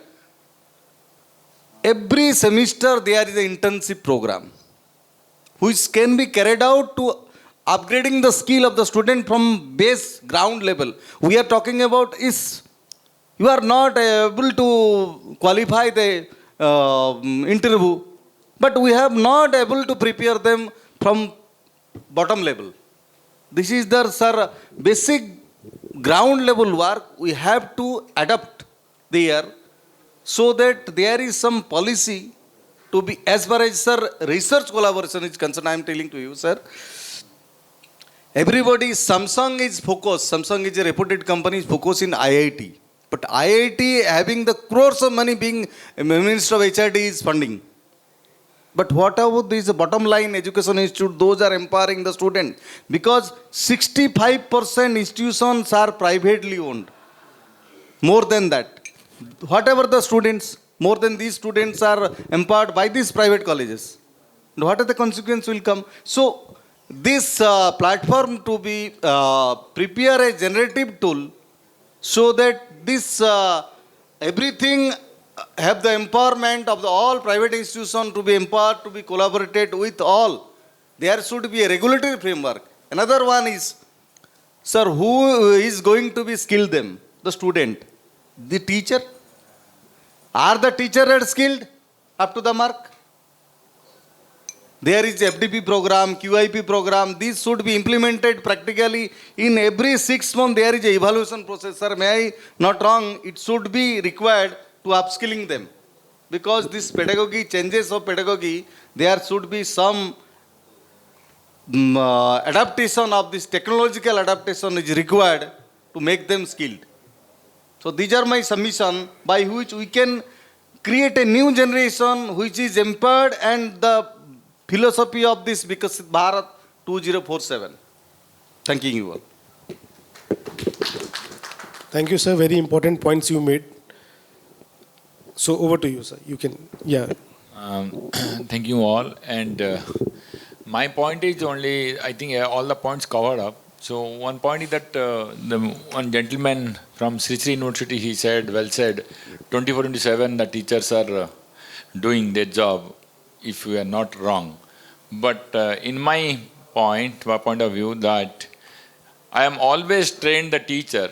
I am saying and I am advising the teacher, whenever you are going inside the classroom, it's a 50 minutes classroom, so you should first 10 minutes, nowadays the students they don't have the patience to listen the classroom for 50 minutes. So I told them that yesterday's class, what you taught, 10 minutes you brief them with a smile mode. Then another 10 minutes, you start briefing with the current session class. Then you go inside your main, the current period, what you want to teach them. But at last, when you will close the class, at 50 minutes when covered, so when you come out from the class, simply start to end, 2 to 3 minutes, brief them with a big, good smile and come out from the classroom. And the methodology of teaching, I am an engineer, being an engineer, but I am not an educationist, being a civil engineer, but my mentor is my principal. Sir, he is my mentor, and Ajay Nayak sir, always I am inspired by him. She sabole kahibe je are agu madi chalo, agu chalo kichhi hobani, government is always with you. Government nathile madhya ame je rasta out of the way jibaku chaimu, sir is there at the time, she amku bahut sahajya karche, amku agu ku jiba pai kahichandi, margadarsaka gote. So I'll say only the teachers are nowadays very much. If the teachers are here, please excuse me, all the teachers. So 4 pillars is there: interest, involvement, interaction, and innovation. These 4 pillars is required. First, a teacher, he should have interest to teach in the classroom. Teaching is very easy. Before going inside the classroom, you prepare and teach. But you should need interest also. Interest, then interest के बाद क्या होता है? Involvement होना चाहिए student के साथ. तो some teachers, what they are doing, they are teaching. They are not involved with their students, and they are not interactive. Student लोग साथ interaction नहीं करते. तो interaction करने के बाद तो कुछ students, they don't have the interest. Some false question they will ask. They will raise the hand and they will ask, sir, this is I am not understand properly. So there what you will do, that student being a innovator for you. आमे तो मूर्ख कहवा ना, से पिला तम पाई गोटे सेही दिनर क्लासरूम रो गोटे दिग्दर्शक. सेही पिला को जदि आमे नै कि गोटे इनोवेशन स्टार्ट करिया, सेही पिला या किछ कहितला भूल कहितला, बट तब केमती रेक्टिफाई करिया, अदर स्टूडेंट तब देखि रेक्टिफाई करिवे कि अदर टीचर्स क्लास दे रेक्टिफाई करिवे. तो से इनोवेशन सेलटा जो कौन सब इनोवेशन करिया हम स्किल है जा. मते दिने पचाले से one day my teacher they asked me and the students they asked me what is skill. Nowadays in India, wherever you will go, skill India, skill Odisha. So what is the skill? Then in my motivation class, I am taking usually every sir with I learned so many things. Every month I am taking a motivation class in my 5 wings: school, +2 science, ITI, diploma engineering, D Form, B Form, M Form. So all that I am taking, if I will not take the class, student will come to Bhubaneswar and that they will call me, Chairman sir, this time you didn't take any class. So I always keeping the relation between, sir, Bollywood with classroom. I am always giving the example and the motivation, Bollywood or cricket with classroom. These two mania is going on right nowadays. Bollywood and cricket, nothing else. Yeah, yeah. You got my point, sir?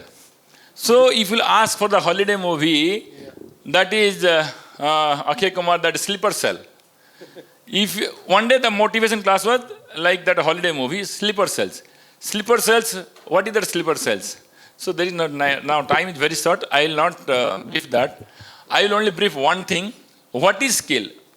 The teachers and students both, all are, whenever I am taking the class, teachers also present over there with the presence of the students. Skill, what is skill? Then I said them, skill means S-K-I-L-L, skill. What is S? S is the source. The you teacher is the source, you student is the source. Knowledge, the teacher will give you knowledge. Then interest, involvement, interaction. The I stands for interest, involvement, interaction and innovation. Right. Then learning, then listening. Is सब जिन पहले तक you will becoming a skill. Skill not like that से अपना उड़े मैसन है कि उड़े labor है. Excellent, excellent. So skill सब जगह sir teaching if you change the methodology of teaching, if you have the innovation skill, then also you will become a good teacher. Yeah. If you have that, if you want to being yourself as a good student, that also you need a skill-based education. So I'll say one thing to my teacher society: they should always keep inside their mind whenever they will enter to that classroom, the 4 I, that is the 4 pillar: interest, involvement, interaction, and innovation. Thank you all. Bande Uttaradan. Thank you so much, sir. Yeah. So now we have a last remark from Professor Kishore Kumar Mishra, and then we'll wind up with the closing remark of Samsung. Yeah. Okay. So you'll be talking on bridging the digital divide. Bridging the digital divide is a complex problem. It's not having a single way of solution. Here we need the collaborative approach and the huge investment by the government. As you know that only 24% of the rural household having access to the digital education and 64% as compared with the urban. So here it needs huge investment, infrastructural development is required. And one more thing I would like to say, that the future of education in India, here I would like to suggest one thing: train the trainers. That the trainers mean the faculty, the staff, the teacher. Here in India, the person should, by choice, should be teacher, so that he can develop the interest among the students. I feel proud to say here that I am a mathematics teacher. I am teaching engineering mathematics student. It's a very dry subject. To make them involved in the class for the mathematics, I always prefer to give the example of Mahabharata. While teaching the student the matrix algebra, I always cite the example of the Chakravyuha designed by Guru Dronacharya. And regarding the teaching the probability and statistics, I always give the example of Sakuni. He is the master of probability, throwing a die and getting output that. And Mahabharata is the combination of all the knowledge. Let it be astronomy, astrology, medical science, cloning. You can talk about the physics, chemistry, mathematics, probability, and also defense technology. So while teaching in the class, the teachers should be properly trained. If students are having the knowledge X, faculty should have X plus delta X. Thank you all. Great. So it's like we are towards the end of the session now. We'll be having a closing remark from Mr. Karthik Sahu and Mr. Kapil Jaitley. They are the Chief Manager of Samsung. Can we have your closing remarks? So a huge round of applause for yourself, sir, for being so patient listener and the contributor for this forum. Definitely the time or the topics which we have suggested may not be justificable to most of technology they have brought in over here. So a bit of, I would like to step in at the booth and just have an interaction, a feel factor, as in like how do you know, because until unless you will not come to understand, how will you go and implement and others to say that. So over to you, Kapil and Sahu. So, myself, Karthik, thank you very much. I think it's a one of the best sessions I have ever seen. So thank you, all these speakers, I think. So much of insight we have come to know. So now that we are going to discuss about the Samsung display part, though it is out of the syllabus kind of topic, you can say. The Samsung display solution, that is divided into 4 parts. Number 1 is large format display. Number 2 is video walls. Number 3 is hospitality display and the interactive display. Few of the displays are already there in the backside that you can see, that mostly used in classroom, you can say. The important element, that is large format display, that very important, and most of the schools, colleges, government organizations, that they are using this kind of displays. But as a layman, if you talk about what exactly the large format display is nowadays, because it is very important. Why I'm telling you that? Because as a layman, all we know that TVs are TVs, right? What we use in a home, that is a display that is going to be used in a organization, in a government organization, or you can say in a corporate organization also. But it is completely different. So buying the right display for your business is not an easy decision, right? Display, location, content management, or you can say the operations hour, there are several factors involved to get the right product. So and the relevance, why it is important, because there are certain difference between the commercial TV, commercial display, and the consumer display. And why I'm saying that, there are several points involved on that. So number 1 point that is important is, so in consumer TV that we use in a home, it comes with a 1-year warranty. And the panel warranty is 1 year. So it is 2 years of warranty you'll be getting on a consumer TV front. On a commercial front, you'll be getting a 3-year on-site warranty and 2-year extended warranty. Means 5-year warranty you'll be getting on the professional displays. Number 2, industrial design. The kind of design you'll be getting on a consumer front, but in an industrial firm, it will be completely different. It is made up such a way that like you'll be getting on RS-232 port kind of security you'll be getting on those TVs. It is completely different. So it is not like that the consumer TV that you are using in a home, it is as good as, it is as same as professional display. So number 3 is most important point, that is brightness. That we see those TVs, these are high brightness TVs. That is not going to use in a home section because it will catch your eyes. But in a professional section, because the contents are involved, so contents, it needs some brightness too, so that from far area you can see it more bright. It should look good. From an airport, like organization like airports, or you can say railways, or you can say government organization, these displays are used.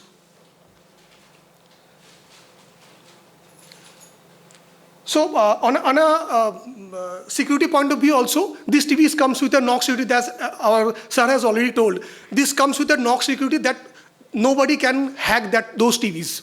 So this particular display comes in a size from 13 inch.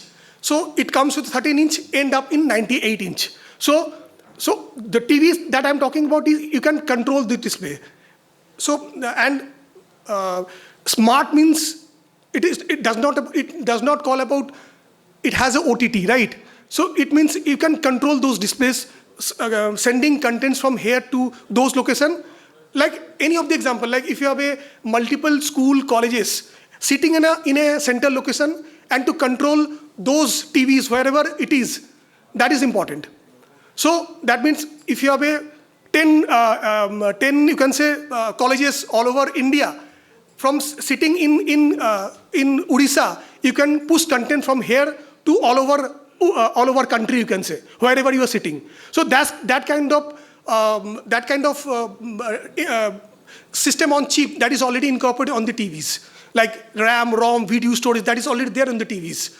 So that is all about LFDs. Number 2 is, let's example, now you are searching for a TVs which are more than 98 inch. So we have a solution called video walls. So we have a ready-made sizes like 55 inch. You can just add on those TVs and make it big. So that is, you can go up to 165, 200-inch kind of TVs you can make with the LCD panel. So obviously, if you'll be inserting those TVs line by line, side by side, obviously there will be a bezel, right? If I add those two TVs side by side, obviously there will be a bezel of 1.8 or minimum 3.5. There will be a bezel. So that lacking is there. But if you're searching for those TVs which does not have a bezel, so then this will be the solution. Though it is not from the Samsung, but Samsung LEDs are much. It will be looking much more smoother. So that pixel pitch LEDs are also available with us. Okay. Then the fourth point, that is that department we have, that is interactive display, that Kapil is going to discuss. Over to you, Kapil. Yeah. So, thank you, Karthik, for summing up and enlightening us with the top hardware parameters. So I'll quickly summarize, so we had a very good session today, and I'll just sum up the thoughts of everyone that were put together over here. So to start with, we started this session with, very good points put by ma'am, that India is still the third best digitalized country in the world, but if you'll talk about G20 ranking, it is still 12. So one of the other thought that was put over here was, what is the level of digital learning that we want over with our teachers? Is it like that we just want a teacher to give a PDF or a PPT presentation on a smart classroom, or we are looking at a way ahead of it? So we were some reference of, I'll say, Chennai Express was put over here, where a clip, that can be recalled after 10 years. So human mind has a natural tendency to retain what is seen in a video rather than read for a longer period of time. So this is something, this is a proven thing in the world today. So how we see is, that we want to think about this is, सोचना वो है जो कभी सोचा नहीं गया, मुकम्मल वो करना है जो कभी अभी तक मुकम्मल हुआ नहीं, तो कुछ ऐसा करना पड़ेगा जो पहले कभी हुआ नहीं. And these things will not be eventually, that can be found in any books. And this is what NEP 2.0 also resonates with. And to achieve this, there is an average age of research in India, if you will see, it's very delayed. An average age at which a person starts into a research or starts evolving, it's after 25 years of age or even late. It is also the same, once a person is in his PhDs or later stage.